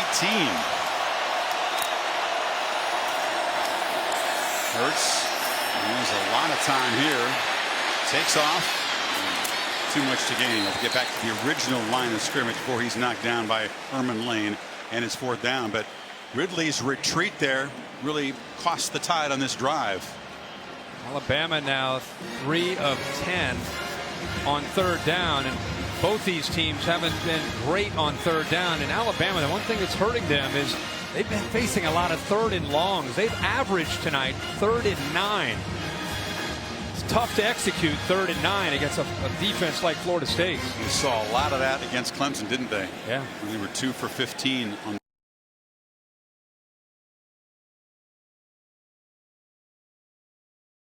6-yard line, so that's more like it. It hadn't been a good punting night, but Levi Wallace there to make the play, and the Noles will start backed up.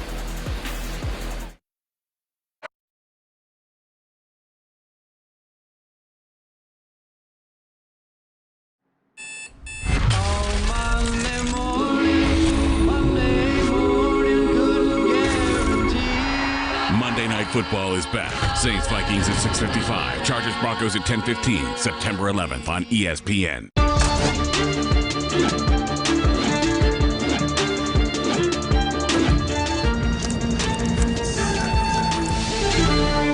Play the #1 fantasy football game. Sign up now at ESPN.com/goodfantasy.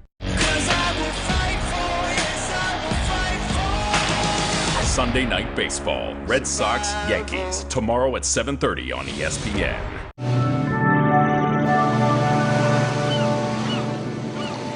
First Take is on the move. Next stop, Dallas. Live for Giants Cowboys. This crowd is so fired up. Maybe I am a Dallas Cowboy fan because they make me laugh. First Take, live from Dallas. September 8th at 10 Eastern on ESPN. It ain't easy being on top. Everyone wants to bring the trophy home. Roll Tide to Georgia. To USC. Fight on! Go at it! Hook 'em hard! Boomer Sooner! OH! Go Blue! Everyone's got a shot. Let's Let's go, Warhawks! All 130 teams. It's gonna be a fight to the finish. The College Football Playoff on ESPN. Who's in? Introducing Wendy's new Giant Junior Bacon Cheeseburger. It's a Giant Junior? Yeah, it's a Junior Bacon Cheeseburger with double the fresh, never frozen beef, bacon, and cheese. So it's made a big name for itself. For a limited time, get the Giant JBC meal for just $5. This is Axe Body Spray. Use it to stay fresh all day. And this is Axe Dry Spray. Use it to stay dry for 48 hours. Why are you touching your armpit? I was just checking to see if it was dry. Don't. That's weird. Smell great and stay dry with Axe. Aerial coverage provided by Goodyear. Watching over the hard work and determination of blimp-worthy athletes for over 60 years. Goodyear, official sponsor of the College Football Playoff. The Chick-fil-A kickoff game, presented on ABC by Wells Fargo, is brought to you by Chick-fil-A.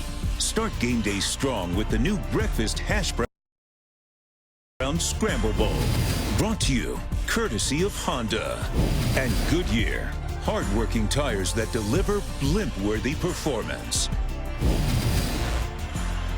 Worst field position of the night. That's not bad position, although the students are in the rafters in this game. Like a home game.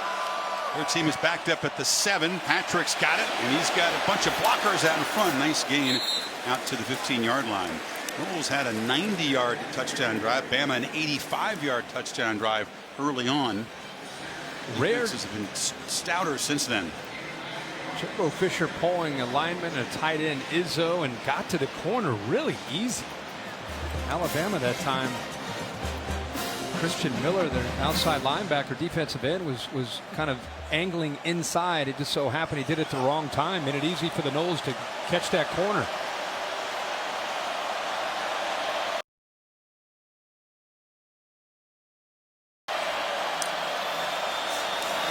There's Patrick. He muscles for a first down. We've always been impressed by Jimbo Fisher's play calling, especially in the second half. What stands out for you? Well, what stands out to me is he comes in with a plan, and he'll be the first one to tell you when you talk to him during the week, you know, what do you think the key is? What are you trying to do? And a lot of that is, you know, we do what we do, but we're going to have to react to see how they're defending us. You know, he will adjust within the first half, but he really makes his adjustments at halftime because now he knows what the defense is going to try to do to him. And now he can kind of communicate that to the entire offense with the grease board and having plenty of time to talk about how he wants to adjust and attack. Francois from the pocket, hit as he gets it away. And Patrick out of the backfield, muscles for about 6 yards. I guess the point is, with his system, he has answers. He has an ability to do that. And Terrell Lewis is down. Sophomore linebacker.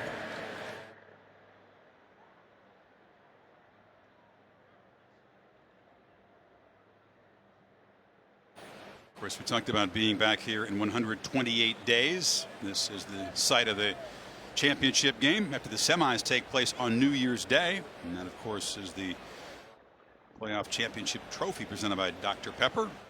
Both of these programs expecting to be back here. In Alabama, of course, unless it's a championship, it feels like a failure for them. The best or nothing. Isn't that what the title sponsor of this dome says? I think that's Alabama's motto. But Florida State says, wait a second, we've had a couple of years in the ACC where we've been down a little bit. Clemson's risen up and claimed the division. And I think that Fisher felt like this team, perhaps, as you see Lewis get up, this team perhaps had some of the ingredients, Kirk, of the 2013 team. They took some lumps the year before in 12, found some alpha personalities and some leaders that came back in 13. He's hoping that he's got the ingredients and the leaders in this team tonight, and they're off to a decent start. They are, but until you get challenged, you don't really know what you have in that category until you answer the call. And tonight, they're in a great game against Florida State. And that leadership, the intangibles, the things that have made Alabama so great, as that emerges, it comes from victories if they find a way to win a game like this. Because that's the question about this team. It isn't the physical ability. It's about where the leadership and intangible stuff will come from. Question for both teams. Francois takes a downfield shot. And this is Murray very, very well covered. Minkah Fitzpatrick was all over him that time. Yeah, in phase perfectly. Mooney Murray had such a big game last year downfield against Michigan. He had 2 catches for 104 yards and a couple touchdowns. He was able to get behind coverage. So the scouting report on him is do not let him get behind you. That's on Minkah Fitzpatrick in perfect position. No chance. I mentioned the Noles are struggling on 3rd down. Got off to a good start, but they haven't been able to convert the last few. They need 5 yards here. Nick Saban running downfield trying to get a timeout call. No, ended up not doing it. Gavin comes in motion. They pressure Francois, knock him down, and the pass is underthrown. Heavy pressure as Tony Brown, the Texan, came from the secondary. Trying to create confusion, and they bring the blitz with Tony Brown to the outside. He's out here timing it up. He shoots here. But watch Minkah. He's showing blitz. He ends up dropping. They're just trying to confuse the protection, free somebody up, and it's Tony Brown who lays the hammer to Deondre Francois. That is what you call a free run and a running start. And the Noles have now failed on their last 6 third downs. Here comes Logan Tyler. Running has been a struggle for the Seminoles. Flag, it is blocked. Alabama blocks the punt and a scrum down at the 5-yard line. Damian Harris, a huge play. We will check the flag.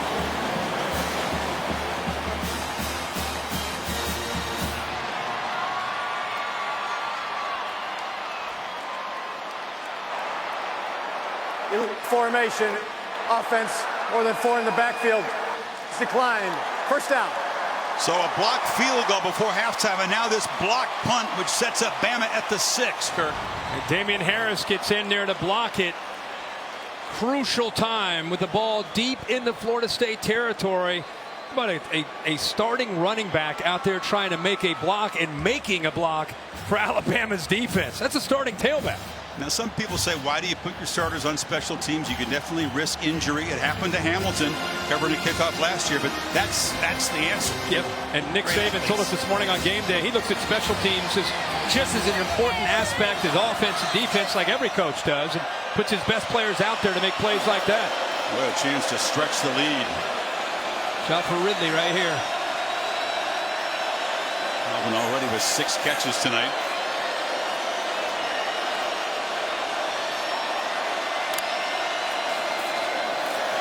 Scarborough running hard. It's inside the 5. A great deal of power. They're going to go with the same formation, the exact same look. This is where, depending on how the defense plays, you have Ridley, the nearest receiver, to Jalen Hurts. And also, you can always run the football. He's right here. This would be a route out there would always be a potential possibility. Play clock at 4. Hurts, pressure, sacked. Josh Sweat off the edge. It's 3rd and goal. Well, they have such speed, and this time it's easy to get in when you don't pick up a block. Confusion. They bring a pressure to the outside. The left tackle, Jonah Williams, has got to step out to his left because of the pressure from Sweat and Burns. Those two can get after the quarterback. Gets in and gets after the quarterback, Jalen Hurts. So 2 plays, loss of 5 yards, 3rd and goal from outside the 10. This would be a massive stand for the Seminole defense after that block punt. Low snap. Hurts pressured again. Has room. Cuts it back, but he will be slammed to the ground by Derwin James. And here comes a field goal attempt, and what a huge performance by the group in Garnet and Gold. It's time they rush 4. They're still able to get pressure, Chris, with just rushing 4. And look right here at Derwin James. Pressure comes here. He's forced to step up in the pocket. Watch Derwin James eyeing him the whole way, spying him. He's got speed now. He can run away from people. Derwin James does a good job of keeping him in a position where he can't get past him into the end zone. It's a thing of beauty, his pursuit of the quarterback, wasn't it? What perfect an angle. Wonderful to have him back in the game. Papanastos made from 35, missed it from 42. This is just a 25-yarder for the Ole Miss transfer. I think he kicked it on the laces, but it didn't matter.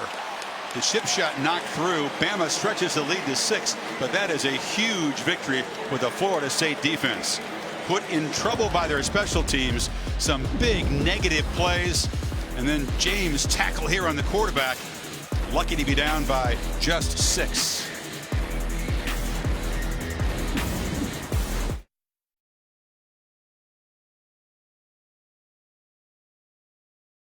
Next stop, Dallas.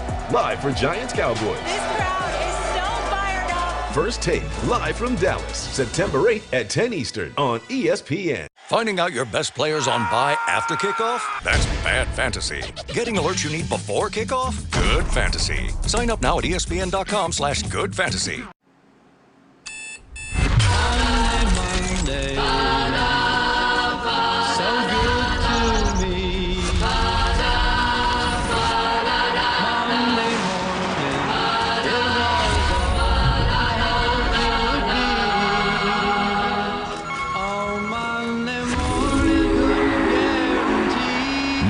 Football is back. Saints Vikings at 6:55. Chargers Broncos at 10:15. September 11th on ESPN. Sunday Night Baseball. Red Sox, Yankees. Tomorrow at 7:30 on ESPN. It ain't easy being on top. Everyone wants to bring the trophy home. All 130 teams. It's gonna be a fight to the finish. The college football playoff on ESPN. Who's in?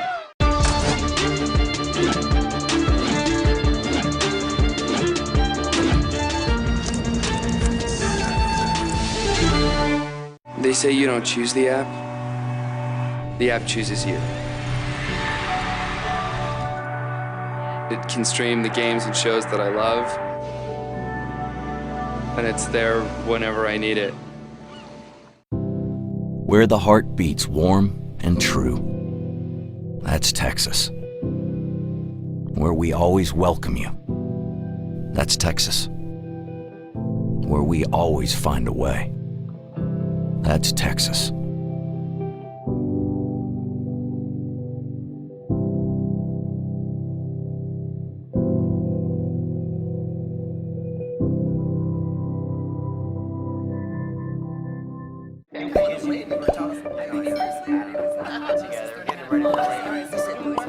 So do you mean like a photo?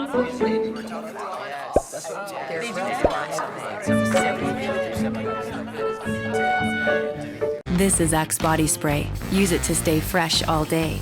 And this is Axe Dry Spray. Use it to stay dry for 48 hours. Why are you touching your armpit? I was just checking to see if it was dry. Don't. That's weird. Smell great and stay dry with Axe. Welcome back to Dr. Pepper Championship Drive Game of the Week.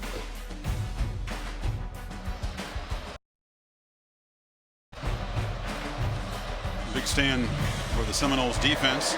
And we get the football back down 13-7 after the chip shot field goal forced. Gavin fields it, and he's in deep trouble. Didn't field it cleanly, now lost the ball. It comes out. Alabama jumps on it at the 11. Another special teams misplay by the Seminoles. Wow, that was rough from the start, and Holcomb, maybe their best special teams player last season, comes up with it. He was hesitant coming out, and it looked like Dylan Moses knocked that ball loose. Watch him come in here, number 8. It's like he gets his hand on right at the last second, right before his knee goes down. The ball comes out, but he was hesitant. Was that the runner fumbled by the kicking team. The play is under further. They'll review this, but I think from that replay, Kirk, it was pretty clear he wasn't down. Yeah, that ball's out. Was punched out. Yeah, how about Dylan Moses getting an opportunity to make a huge play in this game? The freshman out of Baton Rouge, Louisiana. And Holcomb, who's a backup linebacker, he always seems to be in the right spot on special teams. Yep. I mean, multiple times last year, he was the special teams player of the week. There's the ball out before the knee is down. So this will not be overturned. Holcomb's just one of those savvy guys. He made a great play earlier in the pass where he tipped that pass that Sean Dion Hamilton almost intercepted. How many times can the After Noles review, defense? The ruling on the field is confirmed. Fumble recovered by the kicking team. First down. Rise up and make a stand here. And once again, the special teams has put him in an awful position. Well, the last drive after the block punt, Alabama started at the 6-yard line, had a short run, they got sacked, and then you saw Jalen Hurts take off and get chased down by Derwin James. They had to settle for a field goal. And here now, starting at the 11-yard line. Rick, they've had 6 red zone plays tonight, Todd. Nets -1 yard. So the play calling that we talked about, but the stout job by the Noles defense down in their tight has been a big story tonight while they're down only 6.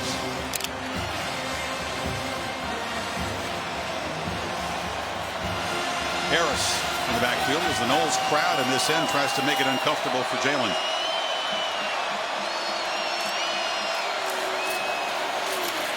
Harris bursts free and scores.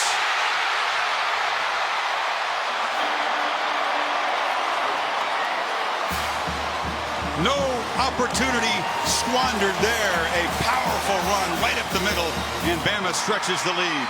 And the right side of the line collapses down here, and watch the big tight end pick up a nice block right here.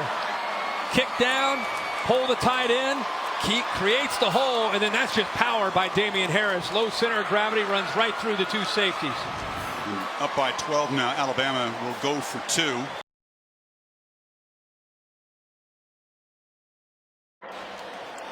And the answer after that 3 and out, down tight the last time, pure Bama power football.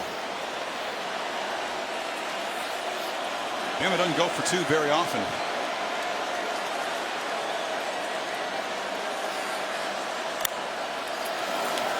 Hurts rolling, looking, retreats, and flips it to Ridley. Ridley with his 7th catch, a touchdown, and now a 2-point conversion. The lead is 14, late 3rd quarter. That's him at his best, his ability to improvise, rolls to the right, and kind of shows that he's going to take off. Look at the background back here. Watch how Calvin Ridley works, doesn't give up on the play. Little scramble drill works to the inside, and eventually Hurts finds him for the 2 points.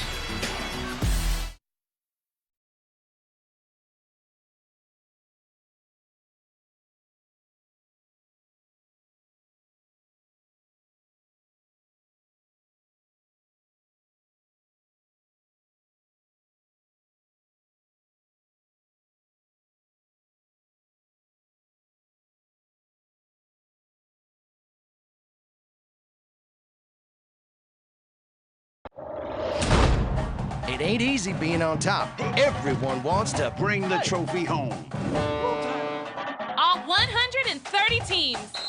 It's gonna be a fight to the finish. The college football playoff on ESPN. Who's in?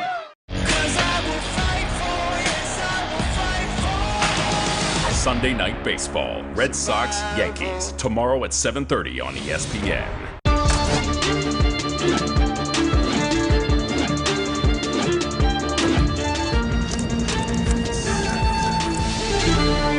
Is your coffee spiked in the morning with you? Spiked with Genius Juice. I'm gonna walk off this show right now. This is unbelievable. Zip it! Zip it!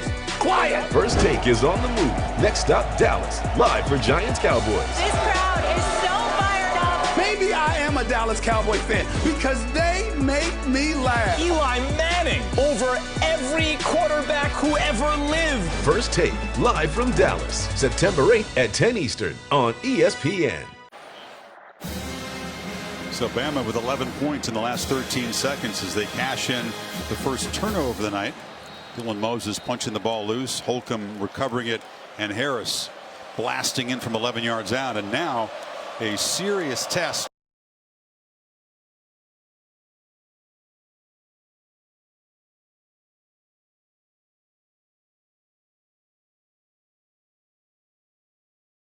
He decides to.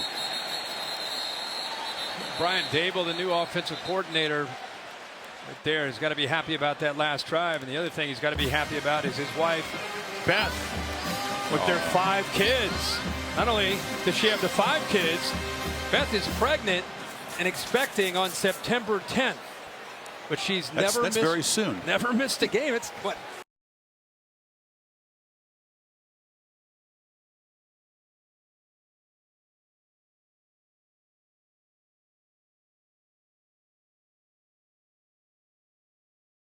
Superstar, that's what that means. Yeah.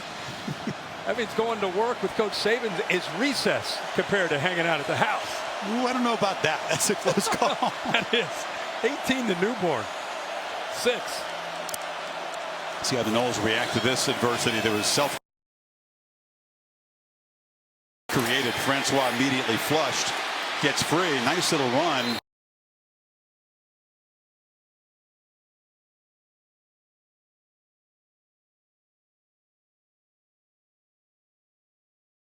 Hanging in there, and Alabama's been in this position when they know that this is when they can put you to sleep. See how Florida State can deal with that attitude, that aggressive attitude from Alabama. Francois is going to have to make some plays with his arm. Against a 4-man rush from the pocket, it's intercepted. Threw it up in the air and Levi Wallace with another takeaway. Again, setting up the Tide in Seminole territory. And this is getting to be an avalanche at the moment. But Chris, Levi Wallace baited Francois into this.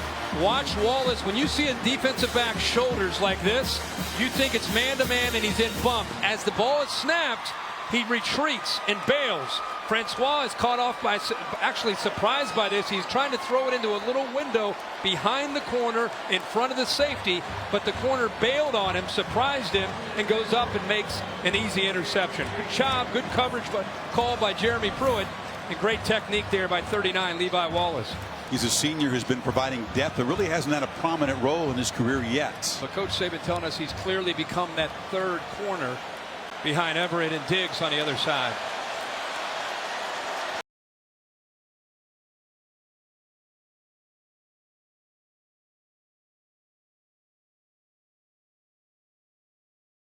Right near the line of scrimmage. You're right, though. After that, another takeaway. He was thinking about the end zone. Red Sox and Yankees tomorrow night, 7:30 Eastern time. It's a special start time, by the way. Baseball tonight. Sunday night countdown comes on at 7 o'clock. ESPN app also has coverage of these ancient rivals. This Noles defense has been tested. They've had to try to make plays, try to keep them in this game. Finally gave in that last drive. Now the ball again in their territory to start a drive. Scarborough just barreling head down for a gain of about 5. Third down coming up. I mean, this is where your defense begins to feel the hammer of that offensive line and these big physical backs. It's a great reminder that when you play Alabama and Nick Saban, it's 60 minutes.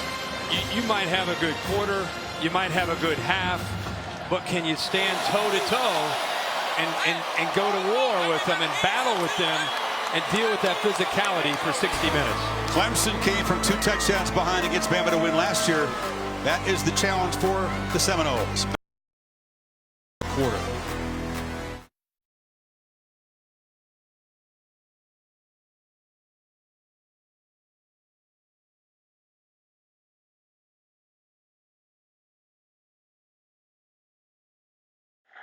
I'm gonna destroy you this week. Antonio Brown is gonna light it up. Wait, what? Finding out your best players on bye after kickoff?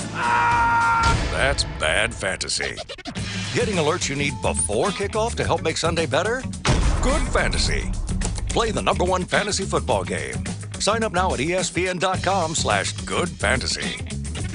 First Take, live from Dallas, September 8th at 10 Eastern on ESPN. I love sports. I just wish they could be with me always. They say you don't choose the app. The app chooses you. It is everything I could ever want in a sports companion. It can stream the games and shows that I love, and it's there whenever I need it. That's okay. I never thought I could find an app that loves sports as much as I do. Until now. ain't easy being on top. Everyone wants to bring the trophy home. To Georgia! To USC! Fight on! Go at it! Hook 'em hard! Boomer Sooner! OH! Go blue! Everyone's got a shot. Let's go, Warhawks! All 130 teams. It's gonna be a fight to the finish. The college football playoff on ESPN. Who's in?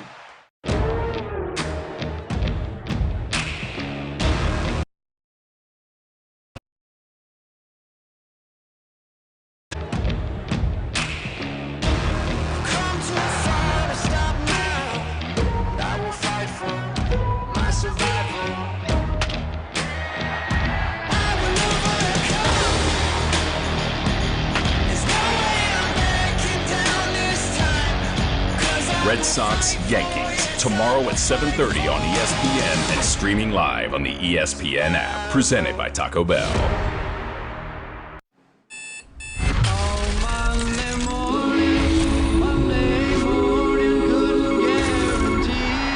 Monday Night Football is back. Saints Vikings at 6:55. Chargers Broncos at 10:15. September 11th on ESPN.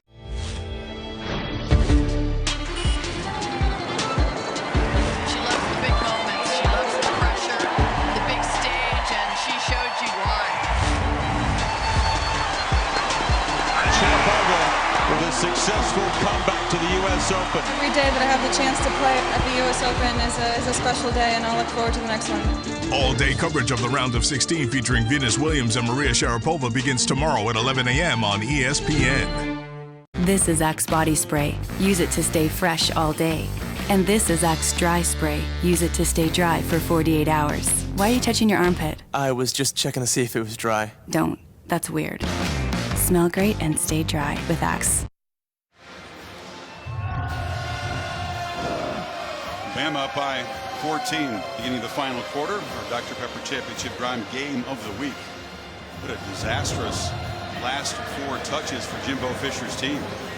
Had a block punt. It was a great play by Harris. Gavin fumbled the kickoff. Then a touchdown run by Harris. Another interception by Wallace. Huge third down.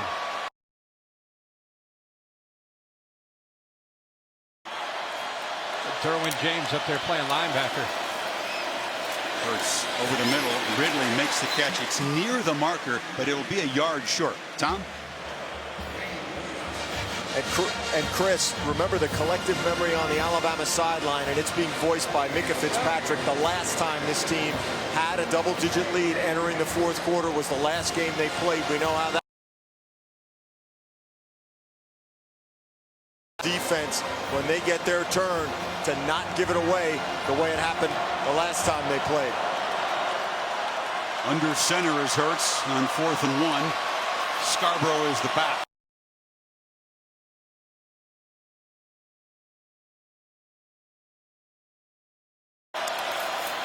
Bo's got it. He's got the first down. Difference is, you see Cable's family there. They approve of the play call. That right now, Florida State's only run 50 plays. That Bama defense should be a lot fresher than they were in the fourth quarter of the championship game. Yeah, that's very true, and a great report. Who's going to become the leaders on this team? There's an example of it right there. Knowles pressured off the edge, but the Tide are just hammering the middle now. Scarborough again running downhill for about 6. You know, when you start running the football like this with a 21-7 lead, you start to not only wear down Florida State physically, you start to really impact their mindset, especially as much as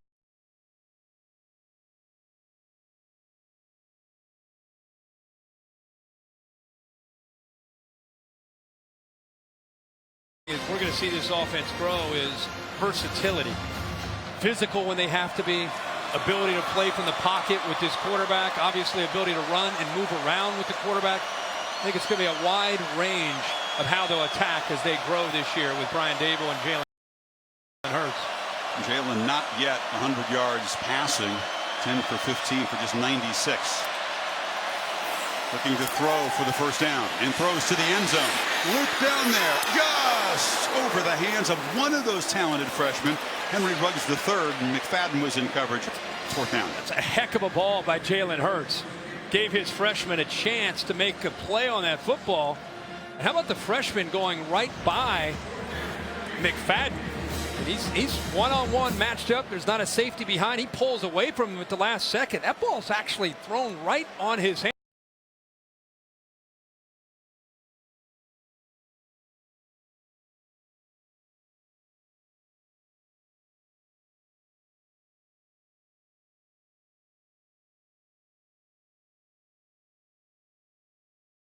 Of the nifty Ruggs, the freshman. And Ruggs, Jerry Jeudy, and Devontae Smith.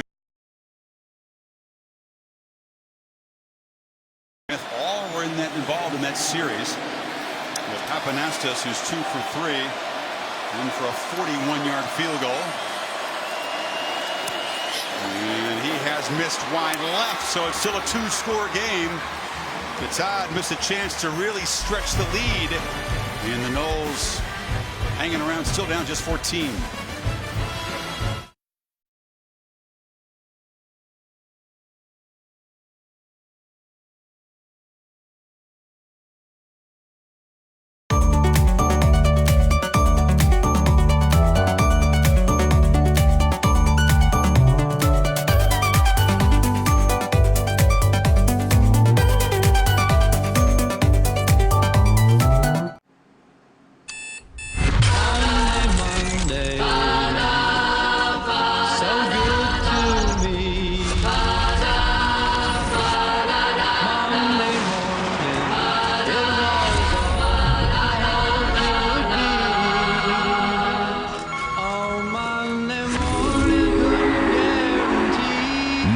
Football is back. Saints Vikings at 6:55. Chargers Broncos at 10:15. September 11th on ESPN.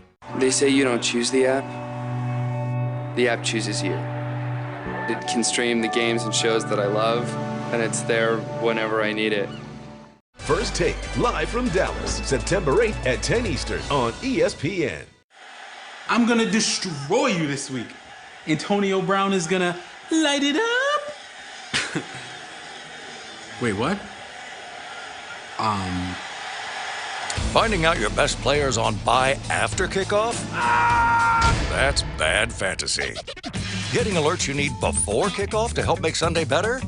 Good fantasy. Play the #1 fantasy football game. Sign up now at ESPN.com/goodfantasy. It ain't easy being on top. Everyone wants to bring the trophy home. All 130 teams. It's gonna be a fight to the finish. The college football playoff on ESPN. Who's in?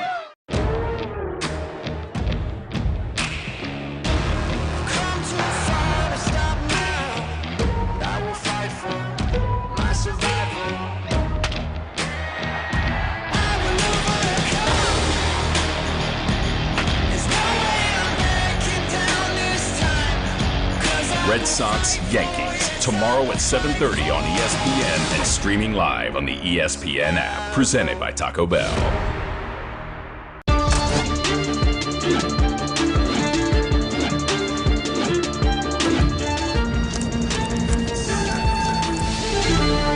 This is Axe Body Spray. Use it to stay fresh all day. And this is Axe Dry Spray. Use it to stay dry for 48 hours. Why are you touching your armpit? I was just checking to see if it was dry. Don't. That's weird. Smell great and stay dry with Axe. Cassidy Hubbarth with your studio update. Number 16 Louisville trailing Purdue 20. It's a lot bigger battle than Louisville thought they were going to get.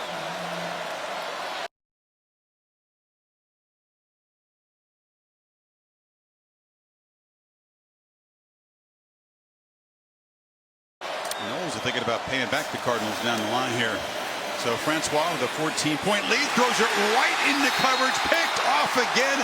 Mack Wilson this time, and Francois all of a sudden, Kirk, really struggling. Yeah, he stared down his intended receiver, Auden Tate, and he's kind of looking at him like maybe he wanted him to work back away from it, but he brings the linebacker over here. Watch the head and eyes of Francois. Watch how he brings him over right there. Made it easy for the linebacker, Wilson, to come over and make that play. Had enough time, just didn't either underestimate it, didn't see. the linebacker, but clearly brought him over by just staring him down the whole way. And the awful sequence continues for the Noles. Interceptions in the last 2 snaps that followed the fumble, kickoff return, and the block punt. Ouch. And we talked at halftime. We've said this before, but the Noles defense is up against it again. I mean, it's a big ask. Yeah, what is it, the last 4 possessions, 4 or 5 possessions have started in their own territory? Najee Harris, the freshman, is behind Hurts, and he's got it. And California is hit hard and driven back by Matthew Thomas right at the line of scrimmage. Thomas, a guy who sat out 2015 with an academic suspension, had a big year last year. He was touch and go. He finally just got academically cleared. Really hadn't had a full amount of practice for this opener, but he's a valuable part of the defense. Well, that's where his game experience, even though he missed some practice time, he's out there. He's made a lot of plays tonight for the Noles defense. 15 tackles in the Orange Bowl win. Hurts has got it, but he cannot escape. He's going to be dragged down in the backfield by big Frederick Jones on the backup lineman. Third and long. Charles Kelly has got to be very, very proud of this defense and what they have done for him tonight. He's come up with a plan.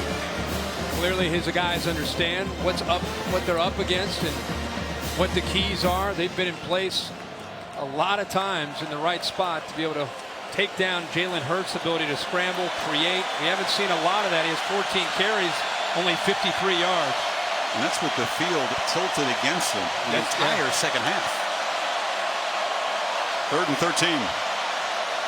Play clock at 2. Hurts again steps up. Look at him. And fires incomplete on the sidelines. Another big stand by Florida State. They're out of field goal range. I'll tell you what, the scouting report on whoever's playing Florida State this year, if you get the 3rd down with the defensive ends they have, they're going to get upfield. And they're going to force that quarterback to step up in the pocket. And it makes it very, very tough when they get you to 3rd down with the speed they have with Burns on one side and Josh Sweat on the other. J.K. Scott he's also their long-range field goal kicker. Had to be sure they weren't going to try one here, but instead Saban choosing to pin the Seminoles back. And now Florida State, last thing they want to do is spend a timeout because there was some confusion on the punt return team. Jimbo Fisher and Charles Kelly upset with Kyle Myers. There's a misunderstanding. They had too many people on the field and had to blow a timeout. And these timeouts at this point in the game, you want to hold on to every single one of them. No doubt. So our Pacific Life game summary. You know, after halftime, it's just been miscues. You said it very well at halftime. In a tight game, pretty much a dead even first half. It was going to be a mistake or two, and it came from the Noles special teams. Defense scrapping to keep in contact here. Just had that feel of either big plays or mistakes would eventually allow one team to pull away. And you're right. In that 3rd quarter, it was Alabama that was able to capitalize. This game's not over. I mean, it's 10:59 to go. Noles have not been able to get any traction going, and Francois has kind of come unglued here with some of his decision making and putting the ball into coverage. The 3 and out though after that second interception was enormous. Scott tries to knock it deep, and once again Florida State's going to be backed up right about the 5-yard line, still down by 14. I want you to take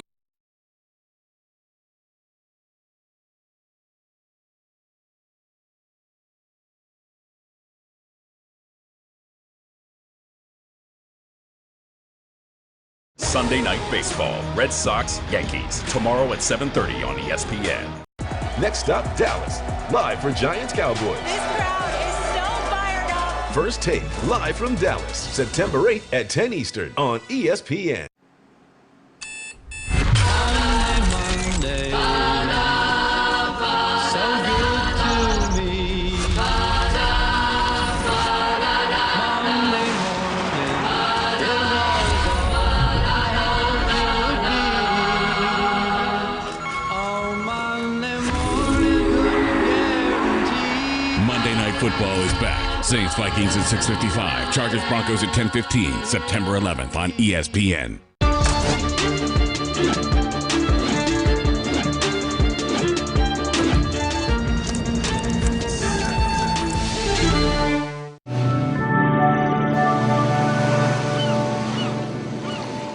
Play the #1 fantasy football game. Sign up now at ESPN.com/goodfantasy. It ain't easy being on top. Everyone wants to bring the trophy home. To Georgia! To USC! Fight on! Go at it! Hook 'em hard! Boomer Sooner! OH! Go Blue! Everyone's got a shot. Let's go, Warhawks! All 130 teams. It's gonna be a fight to the finish. The College Football Playoff on ESPN. Who's in? Where the heart beats warm and true. That's Texas. Where we always welcome you. That's Texas. Where we always find a way. That's Texas.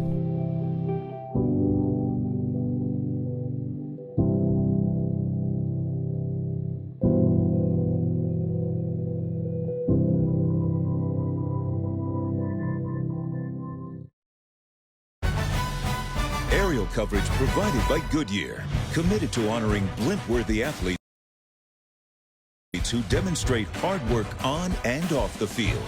Goodyear, official sponsor of the College Football Playoff.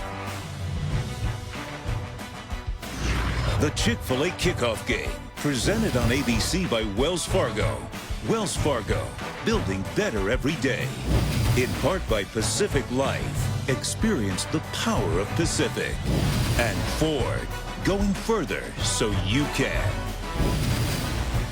So Bama able to create only 11 points in the last 4 possessions, all of which began in Seminole territory. The 6, 11, 42, and 31. So still a 14-point game, but Francois has got to get the mojo back. The freshman, Akers, takes the handoff, and he'll be dropped for a loss. Kirk Francois, all of last year, we talked about never a multi-interception game. So this is the first in his career, and it came on back-to-back attempts. Yeah, and I think with Jimbo Fisher, a guy that is known for working with quarterbacks, he's down there trying to keep his confidence up. These are the drives in the second half. 8 plays, a punt, a block punt, interception. Don't forget the kickoff return that they fumbled as well. That's mixed into that. But Francois, not only is he trying to get out of this, look where the ball is. And then Alabama defense that is just chomping at the bit coming after him. Does a great job at shaking off mistakes. This is a real test of that from his own end zone. Flushed. And he'll take off. Positive yardage. He is hammered by Fitzpatrick. There's a flag over there. He was knocked right through the sponsor barrier. You know what? I'd love to get Dave's opinion because contact was made while he was inbounds. Dave, that's one of those where you could clearly tell he's trying to get to the out of bounds, but he was hit inbounds. That's what I saw. The hit was inbounds. I mean, watch where he is. I know he's given up, but he's inbound. That's not a foul. There is no foul on the play for a late hit. 3rd down. Got to pick the flag up. They got help from another official that saw it. That's very well officiated because he was hit inbounds, not a foul. I think it was so dramatic. He went over top of exactly. He went into the 3rd row. He knocked him over the top rope there, so they had to throw. That's the top rope caused the flag. Exactly. Well, they did pick it up. That's the right thing, but it's still 3rd down and long. And the Noles, just to keep that defense from going back out there on the field, got to find a way to get 8 yards here. What can you count on if you're Fisher? And Alabama has 2 true defensive linemen in the game and a lot of linebackers and defensive backs trying to corral and get after Francois here. Look how they're giving him a different look to try to confuse for pass protection. Yeah, you've got a true freshman at tailback that may have to block the blitz too. That's Akers to the left of Francois.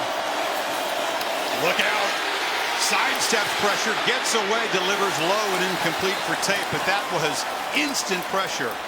Well, you knew it was coming, and Francois knew it was coming. He gave himself a chance after he avoided Christian Miller, who comes off to his right. He's feeling it right there and steps up. This is one of the toughest things to do for any quarterback at any level. When it's 3rd down and long against a defense that's coming after you, you're backed up near your own goal line, and you got to try to avoid the pressure, stay poised, and deliver the ball. He avoided the pressure, but I think he hurried to throw after that, and I don't blame him. At one point, Florida State was 3 for 4 on 3rd down. They have failed to convert their last 7. You got to hurry here. You don't want to spend a timeout in the punt team. Just 4 seconds to go. Tyler gets it away. Diggs Hasn't had a return all night, and after he makes the fair catch, he gets hit, and that'll cost Florida State 15 and move the ball inside the 40. So a mental mistake again by the Florida State special teams, and that's Thomas that time. Thomas is going to say, I didn't even see him put his hand up, because Diggs did put his hand up, but it was really quick. And I don't think Thomas saw it. He was a veteran player that, you know, obviously he's not going to make a mental mistake. I just don't think he saw him stick his hand up. There are 3 flags on the field, though. So I think plenty of people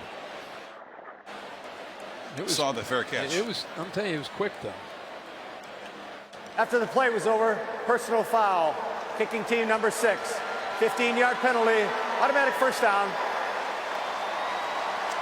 That moves the ball from the 46 down to the 31. And Sophos, have you heard this before? It's another test for the Florida State defense. Have you ever in your life seen 5 possessions in a row start in the opponent's territory? And your quarterback in his last 5 pass attempts is 0 for 5 with 2 interceptions. So it's Alabama just taking control of the game in the second half at every phase. Special teams, defense, and even the offense is starting to kind of get a little bit of traction themselves. Yeah, total yards very even. Bama's just got 1 more yard at 236, but it's been all about takeaways and special teams. Big Bo Scarborough is back in the game. He's running downhill through people, and the wear and tear is evident. Kind of a helpless feeling if you're a defense. You know you're going to get a steady diet of downhill running.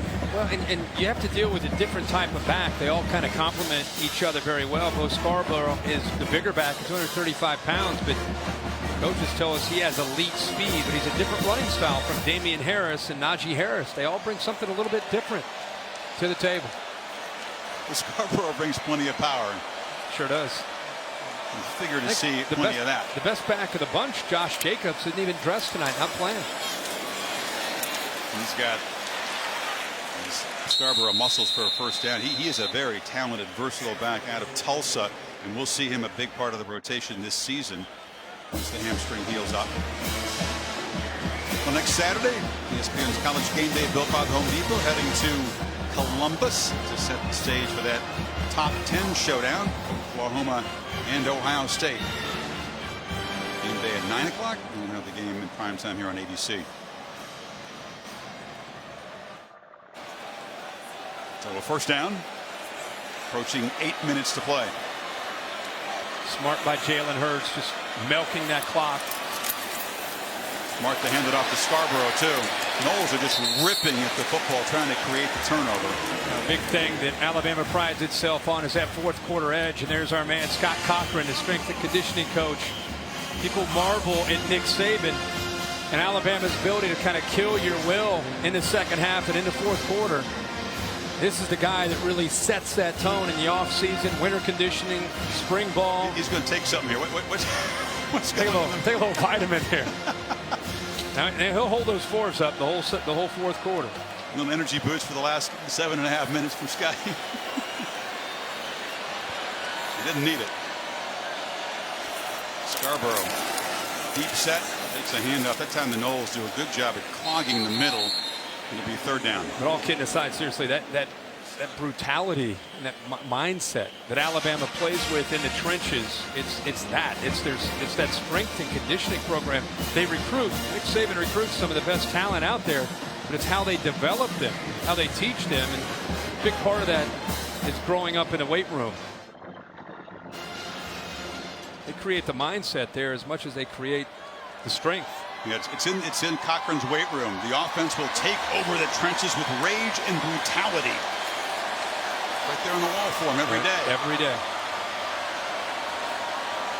They need 4. Harris is in the game as Hurts stutter steps and just heaves it out of bounds. He was chased by Derwin James and outside the pocket, so no grounding. Fourth down again. I'll tell you, what a valuable asset Derwin James will be this year for this defense. Great to see him. We talked all night about him, how it's great to see him healthy, how they move him around. The coaches, they're not kidding either when they say he could literally play all 11 positions on the defense. Safeties, defensive back, any spot, linebacker, even defensive line. They have that much confidence in him. The adventures of Andy Papanastos continue. He is 2 for 4. This is from 33 yards. He knocks this straight through. Don't think the Tide can say the field goal situation has been solved tonight. But Cochran and the Tide up by 17.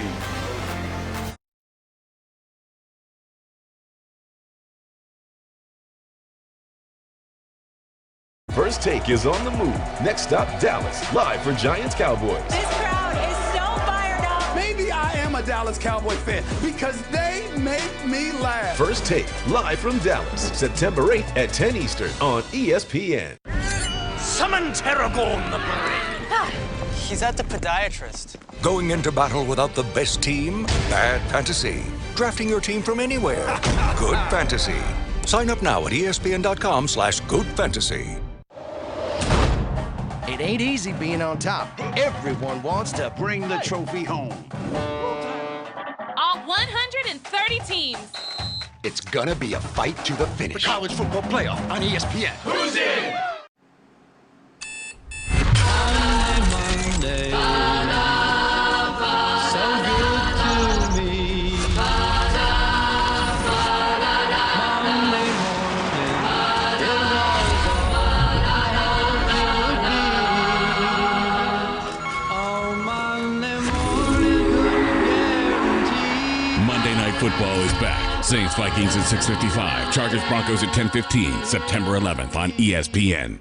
Sunday Night Baseball, Red Sox, Yankees, tomorrow at 7:30 on ESPN. I love sports. I just wish they could be with me always. They say you don't choose the app. The app chooses you. It is everything I could ever want in a sports companion.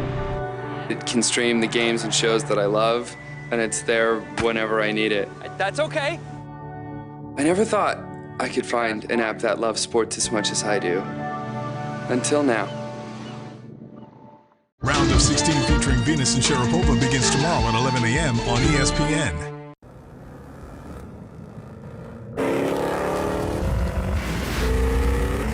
Here it comes. The corner.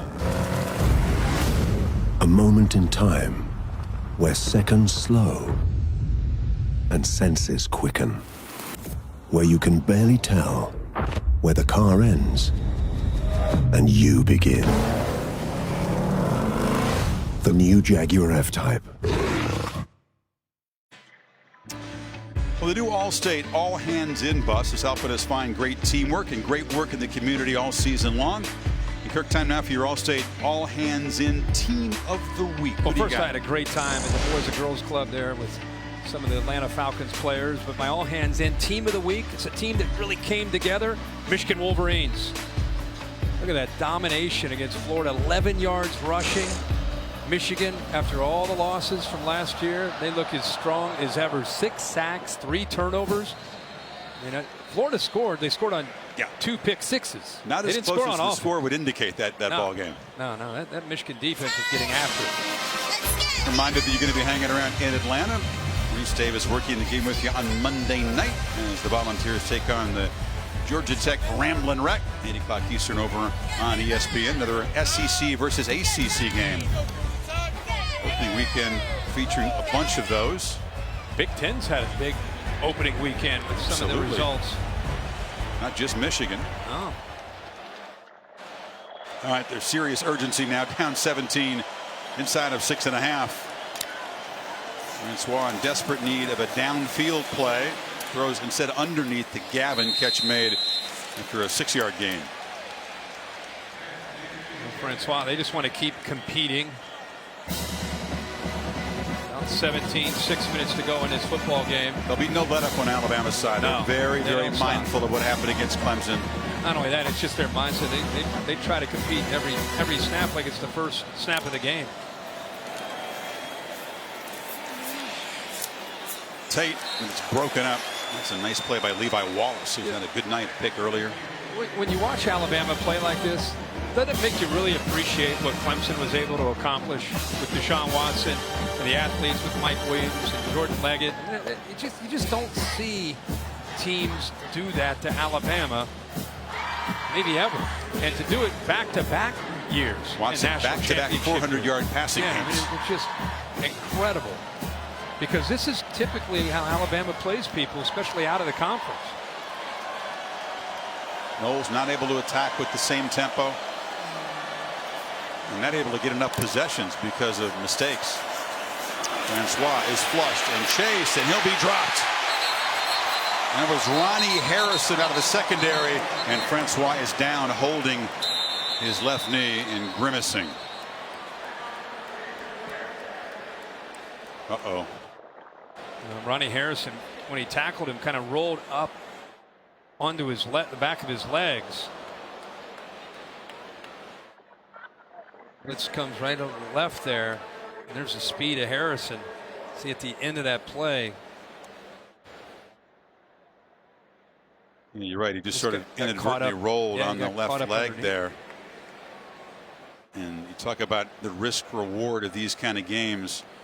The loss, not so much of a risk. That wouldn't have knocked Florida State at anything, but you don't want to lose your leader on offense and your starting quarterback in the opener.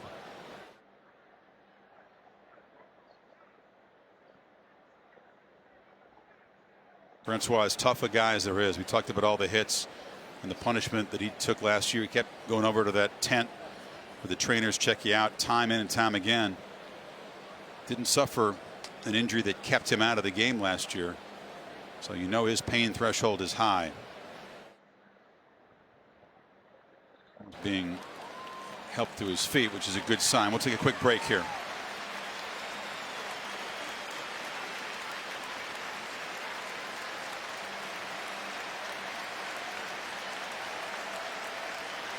Let's see where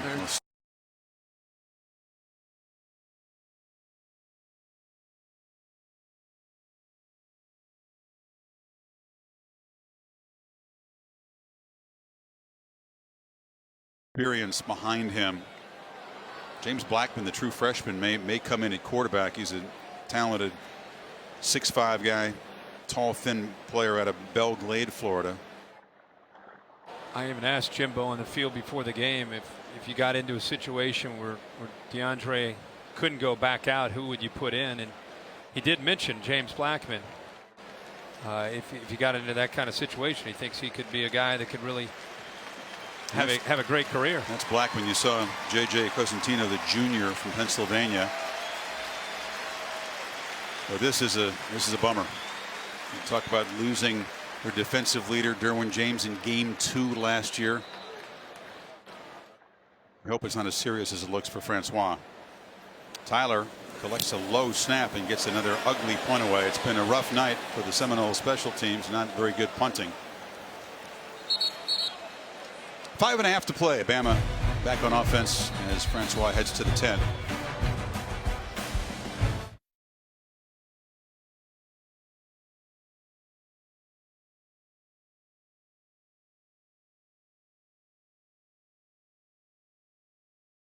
The big game, huh? Boy, I wish your mom was here. Instead of over there. I ain't afraid to say it, go blue. I'll pick it. She needs this, kids. Mom needs this. Pass up! Just get it done! Reliving the glory days isn't always rewarding, but Hotels.com is. Unlock instant savings now and earn free nights to use later. Hotels.com. Did you vacuum? Yes. I also cleaned my bathroom and your bathroom. Nice. You burned your Wi-Fi back. How about my skateboard? Find your awesome with Xfinity XFi. Is your coffee spiked in the morning? With spiked with genius juice. I'm gonna walk off the show right now. This is unbelievable. Zip it! Zip it! Quiet! First Take is on the move. Next stop, Dallas. Live for Giants Cowboys. This crowd is so fired up. Maybe I am a Dallas Cowboy fan because they make me laugh. Eli Manning over every quarterback who ever lived. First Take, live from Dallas. September 8th at 10 Eastern on ESPN. It ain't easy being on top. Everyone wants to bring the trophy home. All 130 teams. It's gonna be a fight to the finish. The college football playoff on ESPN. Who's in?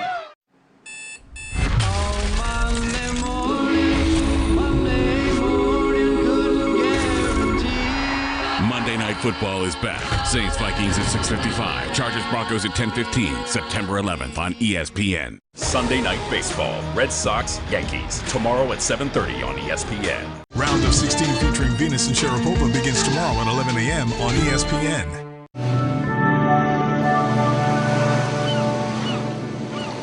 Play the #1 fantasy football game. Sign up now at ESPN.com/goodfantasy. Check out some of the vantage points in the Progressive Pylon Cam tonight. Big Al rolling around. That was the headgear worn by Mr. Corso today, right? He did pick against the alma mater. He did. Said it. Time. Business decision. Well, at the moment, looks like a good business decision. As the Tide go back on offense, and Francois continues to be looked at by the trainers in that tent, looking at that left knee. If we have any information to pass along, we will do so, of course.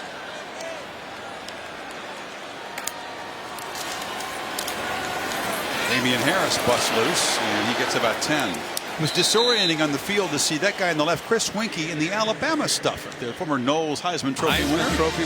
Talking to him on the field before the game, he was kind of saying, guys, this is weird. He's back now coaching college at Alabama as an offensive analyst, and Mike Locksley is the co-offensive coordinator. He actually was an analyst last year. With Lane Kiffin leaving, Mike Locksley now becomes a co-coordinator to go along with Brian Dable. So shake up on the staff, but it's funny to see Winkie as an analyst here after his first game back in college. He's coaching against or helping against his alma mater. 2nd and 1. Again, Hurts using a lot of that play clock, and Harris has a first down. Part of the gigantic staff that Saban has. He's almost bottomless resources available to hire quality control guys and consultants. It's really sort of the hidden arms race in college football. And Fisher says on their side, you've got to try to keep up. Look at the squadron up there. This is well beyond, obviously, the guys who are officially assistant coaches. You got Dan Werner, who could be an offensive coordinator a lot of places. He's got a background in Ole Miss. I counted 15 in that other. It's a little emptier in the Knowles side. About 9 or 10? 9? Urban Meyer at Ohio State, he's got a lot of those guys too. That's what the top programs who really have endless resources to contribute. That's the kind of brain power they bring. Scarborough. Short gain and down inside of 4 minutes to play in this game. Now, Jimbo Fisher is going to lament, obviously, the special teams mistakes, and defense did their best to keep him in this game. Francois, his injury concern is the headline for the Knowles out of this one, because although a loss wouldn't eliminate them, the loss of their quarterback would hugely impact their season. Absolutely, of course. I mean, that's going to be on everybody's mind. Jimbo Fisher. He's in the tent there. In the tent with him. That's all that anybody's going to be thinking about who follows this sport. And of course, the Florida State family and friends and fans hoping that number 12's okay. Scarborough tries to bounce it, and he'll be dragged down at the line of scrimmage. Third down. I would like to say this at 24-7 with 3 minutes to go, that I know Florida State's going to lose this game, and I know people are going to talk about, should you play in a game like this? I don't know how you guys feel. I don't know how you feel, Chris, but Florida State is a good football team. They played a great team tonight. It was a close game at halftime. Obviously, they had a lot of turnovers, as Francois. But I don't think this game hurts them. And they're going to drop in the polls, but I don't think it hurts them. They've got Miami in a couple weeks. Only for this big respect game right here. Oh, yeah, of course. I'm talking about resume and just bigger picture. Louisiana Monroe is up next Saturday, and then the conference opener home against Miami, as Hurts is knocked down short. It'll be 4th down. He was talking about when you play Clemson, you play Louisville, you play Miami. If you're able to keep winning games, it's all predicated upon, of course, his health. Prayers from Francois as he is carted off. He got that left leg in a brace. That's not a great sign. They've got medical facilities in this stadium, as most of the state-of-the-art stadiums do, and he may be checked out here. Thoughts are with you, DeAndre. Kind of a fluke injury, just chased down, got tangled up with Harrison. Scott High punt, and McFadden backpedals and gets bumped. No flag. Well, Sunday Night Baseball. Talked about the game tomorrow night, the Red Sox and the Yankees. Special time at 7:30. I even got a little tennis in there on the app today, too. Tracking my other love. Yeah, you're heading back there tomorrow. Yeah, heading back there, back to the U.S. For making the effort to come here tonight. I love the U.S. Open. Love it. We got some good matches coming up the next few days? We do. Can you tell me when? I will. There's James Blackman. He's the true freshman, so his college debut, not what he was hoping for, filling in for Francois and handing off. Down 17, they just run things out. That was the other freshman, Akers, and now we got a scuffle, and there's going to be a flag as Alec Eberle, the veteran center, showing his frustration. Yeah, he just took Tony Brown and just threw him. He got pushed in the back by Tony Brown, which was, kind of a late push by Tony Brown, and Ellerbe didn't like it. Tony likes to talk too. Yeah, just grabbed him and threw him. So Saban will get to Tony out there, who's a somewhat volatile guy. Watch Tony Brown too. Whistles are that's the end. That's after he gotten pushed. After the play's over, we've got 2 fouls, 1 on each team. Unsportsmanlike conduct, defense number 2. All unsportsmanlike conduct, offense number 54. This penalty's offside. Afterwards, second down. That's the first unsportsmanlike conduct on each one of those. This game was really cleanly played in the first half. Very few penalties, no turnovers. It's been very different after halftime. All you saw in the replay there was the reaction by Ellerbe, but as I said, Tony Brown pushed him in the back after the whistle, and that's why it was offsetting. And for Alabama, they got Fresno State, Colorado State next couple of weeks. The conference opener is at Vandy. Ole Miss at home, and then the key game for their season, October the 7th in College Station against A&M. Certainly a huge test in the West. You think? LSU at home in November. You think that's a test? You don't think so? No. I think this was more of a test than A&M. Oh no, yeah, but I'm just saying in the West, a road game at College Station. No, that's not a test. Okay, so did you just put him in the right now? You just put him in the playoff? No, I think Auburn's a test. A lot of people are. Auburn's a test at the end of the year, but A&M's not a test. Not on the road. Auburn will be down in the plains in the Iron Bowl. The Ford wrap-up show after the game with Cassidy Hubbard. You and I can continue this conversation at the 19th hole in about 30 seconds. These young Akers didn't have the kind of debut we'd hoped for. Tough running, and Mack Wilson wrestles him down. Well, our thoughts are with DeAndre Francois and that left leg. And that is the headline takeaway for Florida State. Not just the loss, but the quarterback may have a knee problem.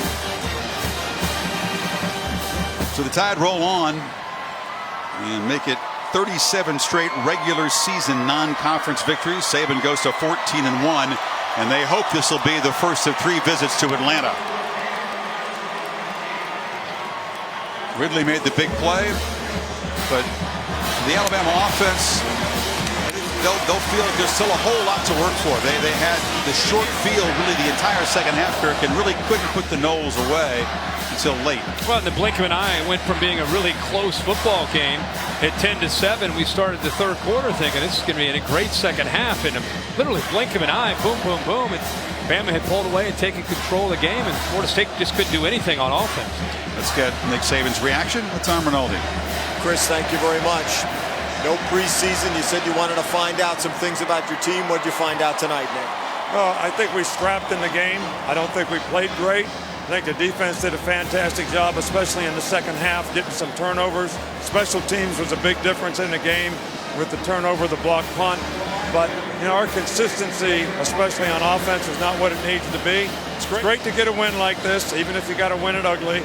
All right, we got a lot of work to do, and we know where we're at now, and we'll work to get better. All off season, you stressed finishing. You entered last game you played with a double-digit lead into the fourth quarter. How did you finish this time?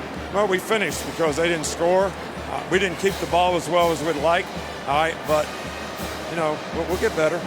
Finally, you stress special teams. You put some of your best players on special teams. How did that shape the outcome, Nick? Well, I think it was probably the difference in the game, in all honesty. Block punt, a block field goal before the half was a big momentum deal. A block punt, fumble on a kickoff cover. And, you know, the field position that we kept them in the second half was really a key to the game because they could never get in their offense. You're a coach that likes to take these games on, Nick. You have throughout your career at Alabama. Why? Well, I think it tells you a lot about your team. I think our team worked hard for this game. They have a tremendous amount of respect for Florida State. I think Florida State has a great team, and I think they're going to be a team to be reckoned with, you know, this season. And we got to focus on what we need to do to get better. This tells us where we are and where we need to go. Appreciate it, Nick. Good win. Thank you. Let's go over to Maria. All right, Tom, I've got Jalen Hurts and Calvin Ridley here. And guys, let's start off with the beginning of this matchup. And it seemed like a slow start for you guys to get going offensively. What was the difference in the second half? We just had to come out and finish. You know, last year we didn't finish, and going into every game this year, we know that's one thing that we have to do. And I think, you know, we got some room to improve, obviously. But you know, it's a process. Coming into this game, everyone was calling it the greatest opener of all time. What was the mindset that you guys had coming into this field? We had that feeling that, we lost our last game, but, we had to come into this game, and we were playing a great opponent. And all week and all summer, we was looking forward to this game. And we've been practicing hard against each other the whole summer, so we was looking forward to this game. All right, Jalen, you might have lost some whiteouts, but it seems like you guys have a pretty relationship and a pretty good dynamic going on right now. What's it like seeing this guy out there on the perimeter? He can play, you know. He has said himself we can't do it without our other teammates, though. You know, as far as, bring it down to safety for a deep ball or whatever it is. It's all a team effort, and I think we played as a team today. And even when this guy is scrambling, you know to keep moving, right? Because you've caught a touchdown pass that way today. Yeah, he can do anything with his feet and with his arm. It helps the offense so much. So I'm happy with whatever we can get. All right, guys, congrats. Thank you. All right, thank you, Maria. Yeah, Hurts had 10 completions, 7 went to Ridley. Outside of Calvin, they didn't do very much in the passing game. Came up with just 96 yards throwing, so they'll still have to work on that with Brian Dable and Jalen Hurts. Yeah, and I think Nick Saban summed it up when he talked about the special teams. It's what you and I talked about.